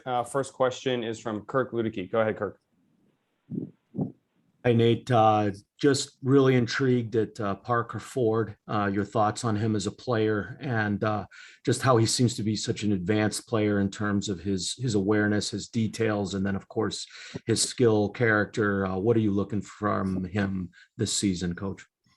Well, I mean, he's from day one, Parker's been a top 6 player for us. And it's probably a lot to ask to have a freshman come in and play top 6 center, but we asked Parker to do it and he did it very well. Now it's really about Parker feeling comfortable. I think his skill and his talent always comes through because he works so hard. He's a hardworking player. He's a good skating player. But his talent always comes through because of his effort and his second effort around pucks and around battles and around getting to the net. And I expect him to have a good year. I mean, he's worked hard in the summer. I think he's, with a junior year, he's got to feel comfortable now at this level to carry a pretty big load. And I'm just curious, I mean, a player like him and the other returning players you've had, how important are their contributions to the culture in the room for the newcomers that are coming in and trying to get it figured out and sorted out as Hockey East players with the Friars?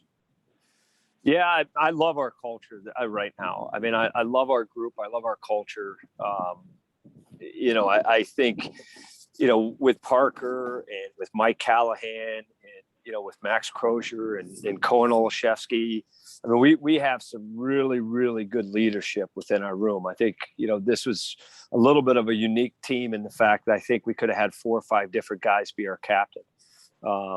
And that's, from a coaching standpoint, it's what you always hope for, is that it's not a leadership group of one, it's a leadership group of many. And so I'm excited about that. And, Parker being one of those guys, but I like our culture this year. I think we're going to be relentless. I think we're going to be really persistent. And I think we're just going to get out and really establish our identity and who we are and play our game throughout the year.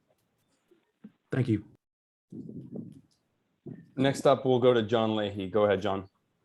Yeah, good morning, Coach. Kind of a unique twist to the schedule this year. You guys open up with a league game against Merrimack. How beneficial is that to open up with a league opponent, and how much of a gauge will you get from your team playing a league opponent right off the bat? Well, yeah, so we have a game this week in Army. We play Army Saturday. That'll be our first game. I guess right now the only thing I've thought about is Army and kind of have that singular focus. But I think at the beginning of the year, John, to be honest with you, is you're so worried about your team and getting all the pieces in the right places and developing power play chemistry. And when you play these first games, you really get a test to see your true holes as a team. You know, like you're excited about the season, you're excited about your group, but then you play somebody and they expose a couple things here and there, and you expose some things on your opponent. So, you know, we're excited to play Merrimack. I know Scotty's got them working hard, and they'll have a young, energetic group. But I can tell you, you know, from our standpoint, you really focus so much on yourself these first 4 or 5 games, you know, and just trying to get your chemistry there and see what your weaknesses are, so you can start to, you know, kind of develop ways to get better. So I think that's mostly our focus. I apologize. I forgot that you had that opener with Army. I know for Merrimack, we open up down there. So good luck, Okay. Coach. Good luck, Coach. Thanks for your time. It was a sucker question. You were trying to get me to overlook Army, and then they were gonna put it on their bull board, I think, there. So yeah. Thanks, Coach. No problem. Coach Bernie Corbett, how you doing today? Hey, Bernie. Michael Callahan, his name just came up. To give a perspective on how he's developed to become really kind of your next guy to lead your blue line. I think he's been kind of under the radar screen, but he certainly is on the radar screen now with how he's progressed over the course of his career. Yeah, I mean, you know, it's funny, when we recruited Michael, we told him, you know, he's going to be a guy that leads us in minutes. And, you know, just because his game is so well-rounded and he can play in so many situations. And it's, you know, proven that way throughout his career. I think ever since his sophomore year, you know, he's played in every situation for us. It's very, for our program, it's very, we're very grateful to have a senior. We haven't, you know, we haven't, a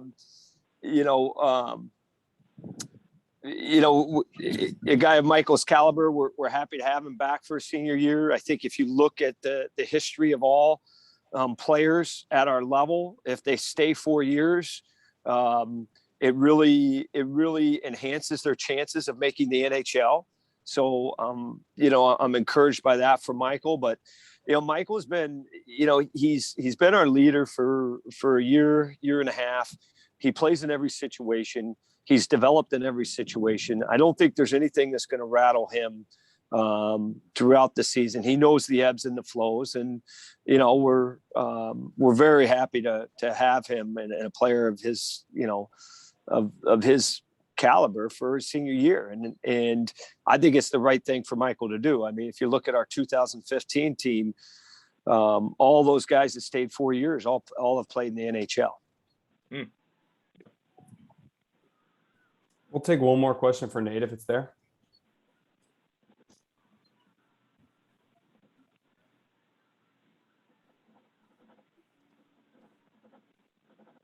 All right. With that, without seeing one, Nate, we'll let you get back to it. I probably appreciate you jumping on more maybe than anybody else, given where you are right now. So thank you for making time for us this morning. I'm sorry, Brian. I got a call this morning that there was a bird trapped on my boat this morning. So I had to come over and get a seagull with a broken wing off my boat. So I apologize for where I'm at, but not a problem. It does feel good in the sun. I'm not going to lie to you. I can tell you that. So yeah, no, that's the best media day background we've had. All right. All right. Thanks, Good guys. luck this weekend, Nate. Thank you. Okay. Bye-bye. All right. Next up, we have Boston College. I believe Jerry York is battling a bit of laryngitis this morning. And that associate head coach, Brendan Buckley, will be joining us. Brendan, are you with us? Yeah, Brendan, I just want to say hello, Brian. Every year I go through this. Most of the reporters know that. So, but Buck's going to come in, a former captain and assistant coach with me now. So, Brendan. Thank you, Jerry. How you doing, Brian? Good. How are you, Buck? Doing well. Good. So we'll jump right into it if you don't mind. We'll just start off by taking an opening statement from you about the outlook for Boston College looking ahead this year. Well, we're excited. We got a bunch of new players. We have 4 grad transfers that we're excited about, and a good freshman class. So we're looking forward to get some fans in the stands and get going. Great. Thank you. We'll take questions for Coach. If you could, again, just please raise your hand or shoot me a quick chat to line up. That'd be great.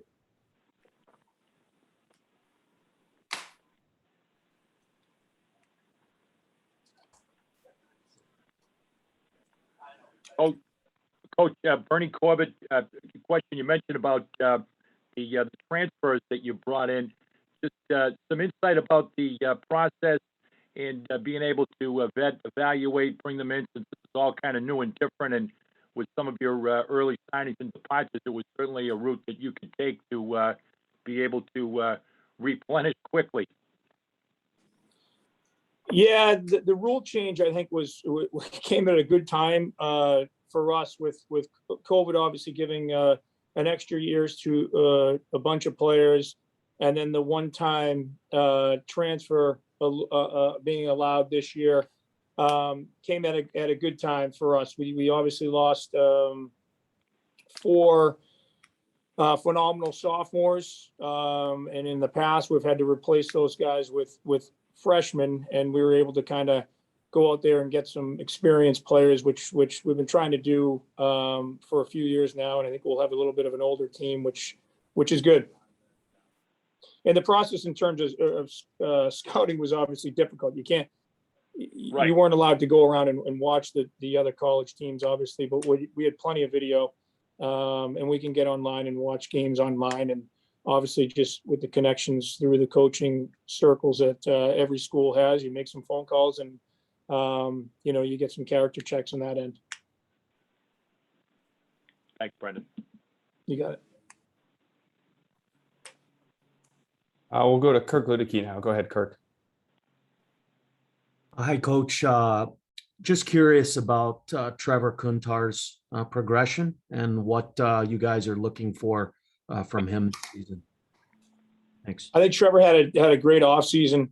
I think making the jump from the USHL to college, he brings a great compete level every day in practice, every game he plays in. He was a kind of a tough, rugged winger last year for us that probably wasn't put in a ton of different positions to put up the offensive numbers, but we all thought he had a great year. And then he went out in the summer and worked hard, came back in phenomenal shape. And we're looking forward to him to step it up offensively. He's going to have more opportunity in that role with obviously Boldy, Newhook, and Hardman going on to the pro ranks. And, so we're excited to see him. He looks great in practice right now. Like I said, he's always working hard. He's a super competitive kid. He looks a little bit stronger, looks a little bit quicker, and obviously making that sophomore jump will be big for him. Thank you. Yep. Next, we'll go to Andrew Mahoney. Go ahead, Andrew. I just had I don't know how much you can comment right now, but just how things are looking in goal. Spencer's gone. I know Henry saw some time last year, and then you have Eric transferring in. Just want to see how things look there. I think it's going to be a competition.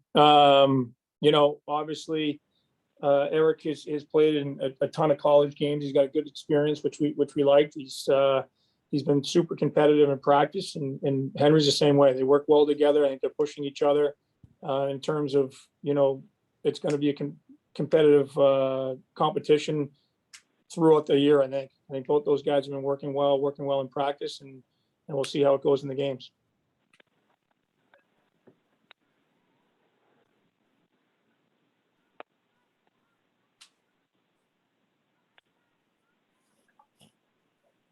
Other questions for Coach? Did I miss that Nate was on a boat? What happened there? Nate was on a boat. Backdrop. Yeah, I guess he got a call early this morning that there was a seagull with a broken leg or a broken wing or something on his boat. So he had to go to take care of that. And that was right in the exact same window. Yeah. So yeah, sorry for letting you guys down without being on a boat. I should have been on a boat.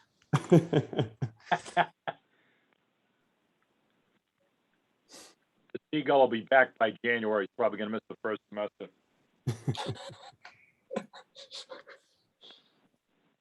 Anything else for Coach Buckley? All right, that's easy enough. Buck, with that, I appreciate you subbing in and taking time to jump on with us this morning. We'll let you go. Good luck Thanks, this guys. weekend and this year. All right. Have a good one. All right, we'll have a short break here, and then we'll be joined by Todd Woodcroft of Vermont at 10:30.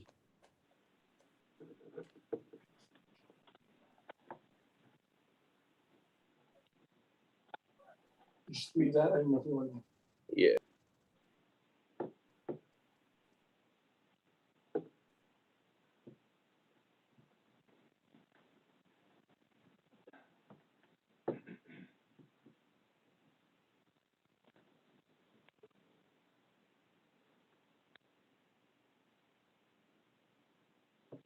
Todd is actually joining us right now, so we'll start off with him as soon as he gets in.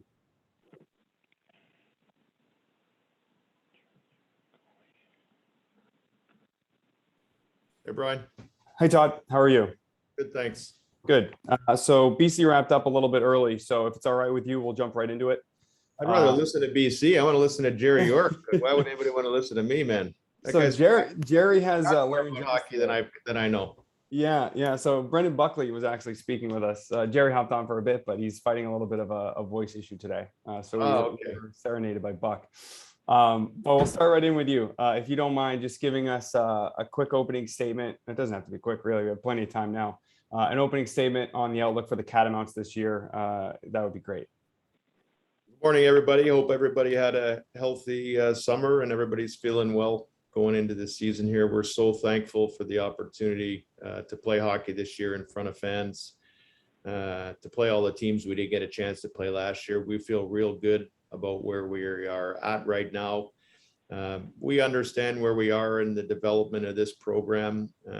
We feel that speeding up progress can sometimes slow you down. Like the hockey rink is basically a stage for us, and that stage isn't simple. So we are in construction really right now, similar to our rink, and we're excited for all the challenges that we have going ahead for us. Great. Thank you, Todd. We'll open it up for questions for Coach Woodcroft. Again, just please raise your hand or shoot me a quick chat to get in the queue. Coach Bernie Corbett, how you doing today, Todd? Very well, thank you. How you doing today? Not bad. I remember we had a couple of conversations last year on the podcast and so forth. I remember. And you had talked about changes in terms of recruiting and worldwide recruiting and an international flavor. And I'm never going to doubt anything you ever say, Todd, because looking at your roster, there really has been an expansion of your scope and your footprint with recruiting. So I guess the obvious question is, how are things going in terms of the We Are the World and kind of meshing some of the cultures and playing styles of some of the newcomers to the Catamounts? Well, I hope you'll doubt some things that I say right now, or I might give you some oceanfront property in Saskatchewan or something I can sell to you. Our goal here hasn't changed since I was able to take this job. Our goal here is to win, and it's to develop people and to develop players. I don't think anymore that you have a recruiting backyard with the importance of the internet and being able to watch players all over the world, even on your phone. There are no more secrets. I'm so fortunate on this staff to have two coaches in Steve Weidler and Scott Mosier, two guys who are connected all across the globe. They'll know every player that comes from anywhere. So the players that we're getting are actually a credit to Steve and to Scott and the amount of work that they do. These guys have their phones glued to their ear, and then they're watching players left and right, even when they go home, probably at the expense of their family time. We seem to have hit a sweet spot with European players. I spent some time over there, of course. We have some pretty good connections with people over there to point us to young players. And then really it's about teaching the players when we get them on the phone about what we are going to be.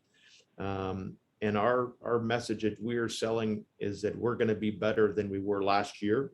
We're going to be better than we were yesterday. So the players who are going to come and play for UVM, they are going to clearly know where we are coming from and what our expectations are. there's no mistaking the agenda of this coaching staff. We want all our players to play hockey after UVM. We're in a situation where between Steve and Scott and myself, we have pretty good connections in the leagues across the world. So if the NHL doesn't work out for some players, which there's only about 800 jobs, it's not going to work out for everybody. We're able to put players into situations, whether it be Europe or whether it might be in the American League. We play some players from last year's team in the American League right now. We have one who's going to play his first NHL game tonight in an exhibition game. So we have players playing overseas. So we're able to use that to our advantage, I guess. Thank you. Thank you. Next up, we'll go to John Leahy, followed by Jerry Cantlin, and then Mike McMahon. So go ahead, John. Coach, welcome to Hockey East. We didn't get to see you last year. John Leahy from Merrimack Radio. You guys play in one of the most special arenas in hockey, Gutterson Fieldhouse. Now, we haven't been up there in a while. Maybe you could just give us a sense of how the renovations are going there and how excited are you and the Vermont players to be able to play in front of that special group of fans again? Well, I'll be selfish for a moment, which is I try not to have in my nature. I'm so excited. Like I was able to see the gut rocking back in the late 80s. My older brother Craig played at Colgate and they had some big battles here in Vermont and I would come and watch. And I remember that. Those were impressions on my brain. And then when I was working for Calgary Flames, we had a pretty good player named Johnny Goudreau who was playing that I came and watched the game here at the Gut. And I remember just sitting there and you can feel it. And I think that's an advantage when you have fans that are right on top of you. You might have an arena that might have 15,000 seats. And if you got 4,000 people in there, it's not the same feeling. I think everybody would probably agree with that. So personally and selfishly, I'm so excited to see this, but I'm so happy for the players who essentially got robbed of the opportunity last year, freshmen last year who never got to play in front of the special fans at UVM, and the new players who are coming in to be able to see that. And that's the standard. But now it's incumbent on the players to bring the people, to understand that winning is what's going to put people into the stands, how hard we work. I think that when you win, it really boils down to all your actions, all your attitude that you have from a week in practice that people can come and watch. And then really we're playing for the fans. We want them to be proud. I want the alumni to be proud. I want the administration to be proud. And it does boil down to how much you win, but also how much you compete. So we're looking for players who will share in that excitement. Kind of a word we use here is we have no independent contractors. We're not looking for people to be fancy players here. We're looking for people who understand how hard it is to win, especially in Hockey East, the best conference in college hockey. Thanks, Coach. Appreciate it. Thanks, John. Thank you. Okay. Thanks, Todd. Next up, we have Jerry Cantlin and then Mike McMahon. Go ahead, Jerry. Thank you very much. Coach, can you hear me? I got you perfectly. Thank you. Great. Thank you very much. Congratulations and good to be aboard and hope you and your family are doing healthy and everybody's well. My question is, I want to piggyback on the first question is, you said there are no secrets now, but you're able to bring a player this year in from Finland, which you have some background on. Tell us a little bit about your understanding of the international game, which the game is now a broader scope, and having Rice Memorial or Avon Old Farms as a place to be able to recruit from. Well, we actually have two players from Finland. So we have a big centerman named Joel Mata, who came to us from Sioux City. He's about 6'3", 215 pounds. I think this guy's an NHL player. He is a heavy centerman, kind of in the Mikko Koivu mold. I would probably be expecting that he would be in the mix for the world junior team for Finland. And he came here to us from an unbelievable program in Sioux City Musketeers run by a great coach by the name of Luke Strand. And when I talked to Luke last year about Joel, he just kept saying, this is a Hockey East player. He's big, he's hard, he's heavy, he's mean, and he's responsible. So we're really excited for Joel. We have a young player who's actually born in America in Chicago. His name is Jesper Tarkiainen. He played in Jokerit, which anybody who knows European hockey, Jokerit is kind of like the Yankees of Europe. And he won the Jari Kurri Award, I believe it's called, where he had the most goals in junior hockey. I think he scored 17 in 19 games. He's a pure sniper, a pure shooter. But we have a big roster this year. And I'm happy with that because I can't dress everybody. So how you practice is going to be how you play. So if you were going to show up on Monday to Thursday and you're going to work, you're going to have a chance to be into the lineup. But kind of going back to your part of the question there, we are trying to find players who are going to be part of an identity. So we actually have job descriptions for each box that we have, and we will recruit to that identity that we want to be. And that kind of goes back to that idea of no independent contractors. We're not looking for painters here. We're looking for carpenters, and carpenters, you can have master carpenters, right? So we're trying to find people all over the world. Finns especially are known, not to generalize Finland, but they're a hardworking people. Their culture is one that's driven by a mantra. The Finnish word is sisu. I'm not going to pretend to speak Finnish to anybody here, but it's that idea of enduring under the most arduous of circumstances. They were surrounded for like 4 years by the Russians in World War II, and that's part of their culture. So I love Finns. I love how hard Finns work. The value that Europeans in general place on academics and the opportunity that's in front of these young players to not only play hockey in Hockey East, but to get an education from a school like UVM. So I will be so happy if we have European after European after European, but we're not just looking for Europeans. If we have a player from Vermont, we have a player from Quebec, it could be from Saskatchewan, it could be from Florida. We will recruit to that identity. If you don't fit that identity, even if you're going to score 30 goals, you might not be a person that we're looking for in UVM. And putting your imprint on the program, how is that now going that you're now in your second year and you get a chance to put your marker on UVM, and how is that going? Well, I believe that as a head coach, you teach things from experience. I feel that I learned the hard way. I've had an easy life, like I've had the easiest life in the world, but coaching, I've learned a lot from my mistakes. I've learned a lot from the successes of other people.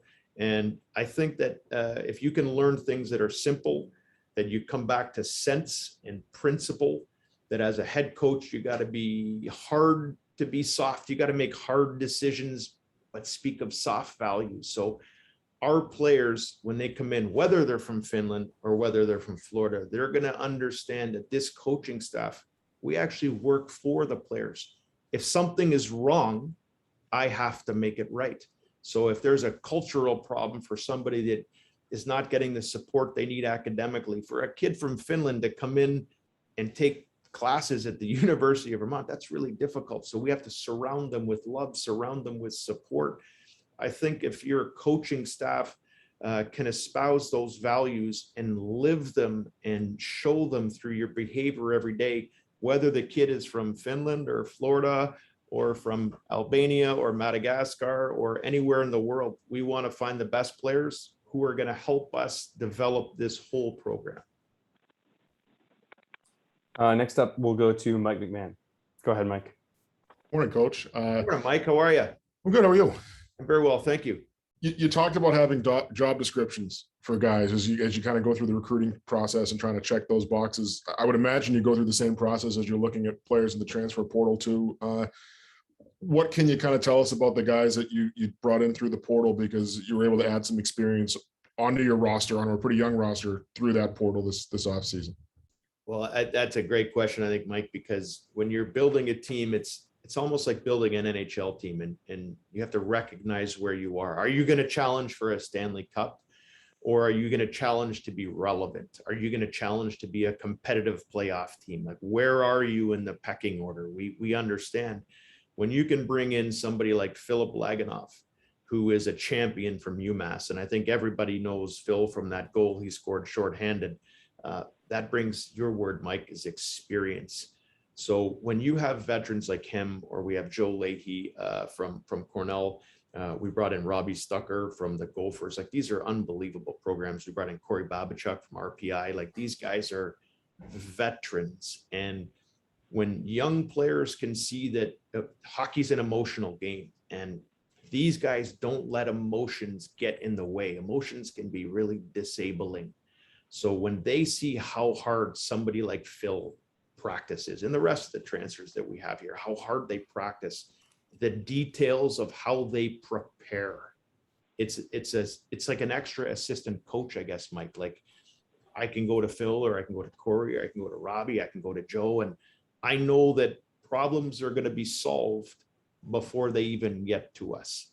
And that just might be giving a young person that just came into a new country and a new school some support academically, or showing them where to go, or how to train, how to sleep, how to eat, how to behave in the locker room, where you sit, how you treat the people who work in the arena, all the things that are important that the veterans had somebody else teach them along the way. So for us to have success, I need to rely on those guys from the transfer portal. Great, Coach. That brought us right to 10:40. So I'm glad we started a little bit early. I appreciate you being flexible too and adjusting your schedule to join us. I'm very flexible, fantastic. Brian. I can do, if you want, I can do some calisthenics if you want for you, like whatever you need.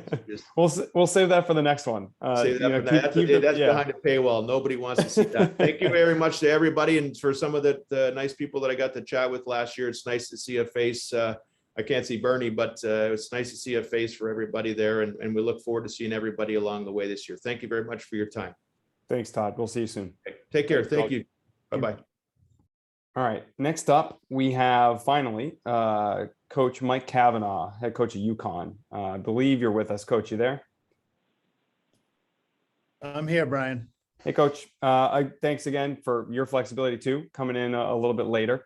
Yeah, no problem. We'll start off right out of the gate just with an opening statement from you about the season ahead. Yeah, I think it's probably been reiterated many times on this call since I'm the last coach speaking that we're all excited to get back to some sense of normalcy this year. It was certainly a trying and tough season last year, but we're able to get through it, and I think it's going to make us all appreciate a normal hockey season even that much more in 21-22. So as far as our team is concerned, we're looking forward to the season. I think it's probably one of the most experienced teams I've had since I've been here at UConn. We have a lot of older kids that have played a lot of college hockey. So we're looking forward to trying to build off of, last year getting home ice in the playoffs, and we're trying to build off of that and continue playing an exciting brand of hockey here down in Stores. Great. Thank you, Coach. Again, we'll take questions for Coach Kavanaugh. Just please raise your hand or shoot me a quick message and I'll get you in the queue.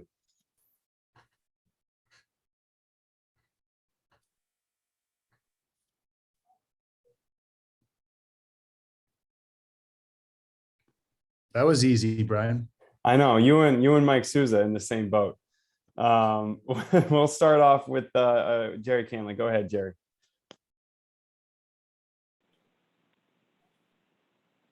Jerry, you muted there. Hear me now, Coach? I can hear you, Jerry. Great, thanks very much. Are you surprised by the lower ranking for UConn in the preseason poll than you anticipated? I really didn't put a whole lot of stock into it.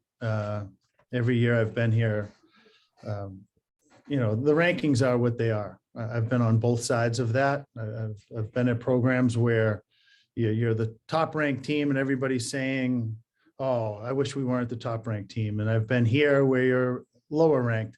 At the end of the day, it's how you play on the ice and where you finish at the end of the season that's most important. And having the veteran group, you're pretty pleased with having a guy like Johnny Evans back for his senior season? Yeah, I'm pleased with having Johnny back and Jakob Kondelik back, Carter Turnbull, Mark Gatcombe. Certainly, it's nice to have a lot of experience, as I alluded to earlier, on the roster this year. That's for sure. Great. Thank you very much. Sure. All right, next up, we'll go to John Leahy and then Brady Gardner. Go ahead, John. Coach, good morning. Good morning, John. How are you? I'm doing well. How are you, sir? I'm good, thanks. Great. Just a quick question for you about the UConn arena. I've always loved coming to the XL Center. I always will continue to love coming there, but I'm also curious about how the arena is developing at UConn and what the long-term goal is there.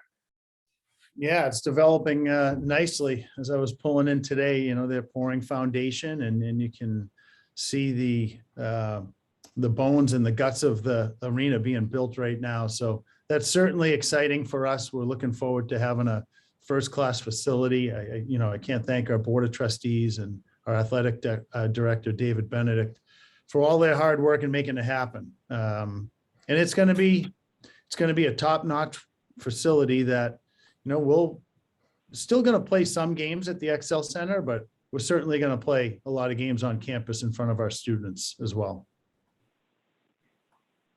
Hey, Coach, I just wanted to ask kind of an on the ice question. You have a lot of experience like you're talking about, but then in net, it's a little different, bit of a change there. Can you just speak to the newcomer coming in and that transition? Sure. We were able to get Darian Hansen, a transfer from Union, who has a lot of college experience. I think, if I'm not mistaken, I think he played 36 games 2 years ago for Union. So he was, he won the job his freshman year, and he was their starting goaltender his sophomore and junior year, and had to sit out last year. But so he certainly has a lot of experience. And our other two guys, Logan Turnus was a rookie of the year in the British Columbia League as a goaltender. He didn't play a whole lot last year. And then Matt Pasquale, who had a labrum surgery, he didn't play a lot last year. So there are some question marks there, no question about that. But we do feel pretty good about Darian and his experience in college hockey.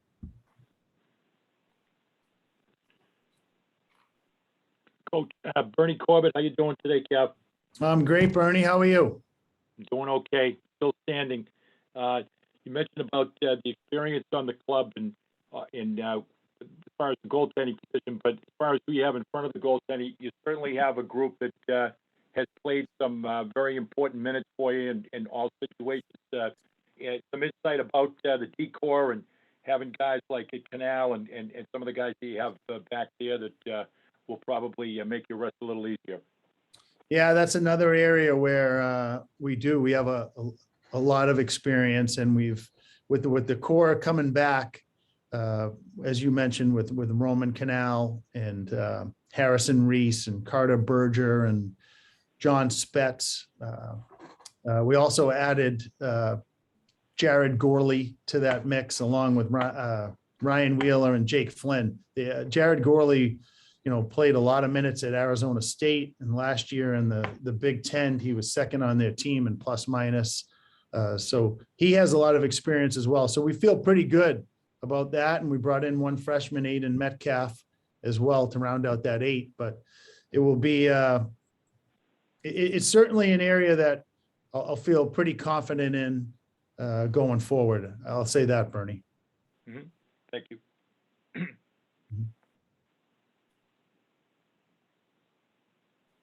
Any other questions for Coach Kavanaugh right now?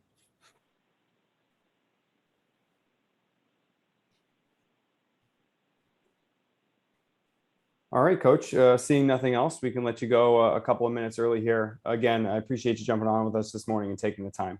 All right, great. Thanks, guys. Appreciate your time, and let's have a great season. Thanks, Coach. Okay. All right, so that wraps it up for us. I do appreciate, again, everyone getting on early this morning. I know it was a bit earlier than what our usual time slot would be for a day like this. But I will make a full recording of this available as soon as it's sent to me, and I will get that distributed out to everybody. If there are further questions, please feel free to reach out to me too, and I can connect you with whoever you might need to be connected with from a league level, or the school's SIDs can handle individual coaches or players' requests as we get ahead of the season. Looking forward to seeing everybody, hopefully seeing everybody again this season. And again, please feel free to reach out with anything throughout the year. Thank you, everyone. Thank you very much as well. Thanks, Brian. Thank you, Brian. Really appreciate it. Can I go back to bed now, Brian? Yeah, go ahead, Bernie. I'll wake you up at noon. Okay. Give me a Thanks, call. Brian. Thanks, John. All right. Bye. Bye, Bernie. Bye. Thanks, Brian. See you guys.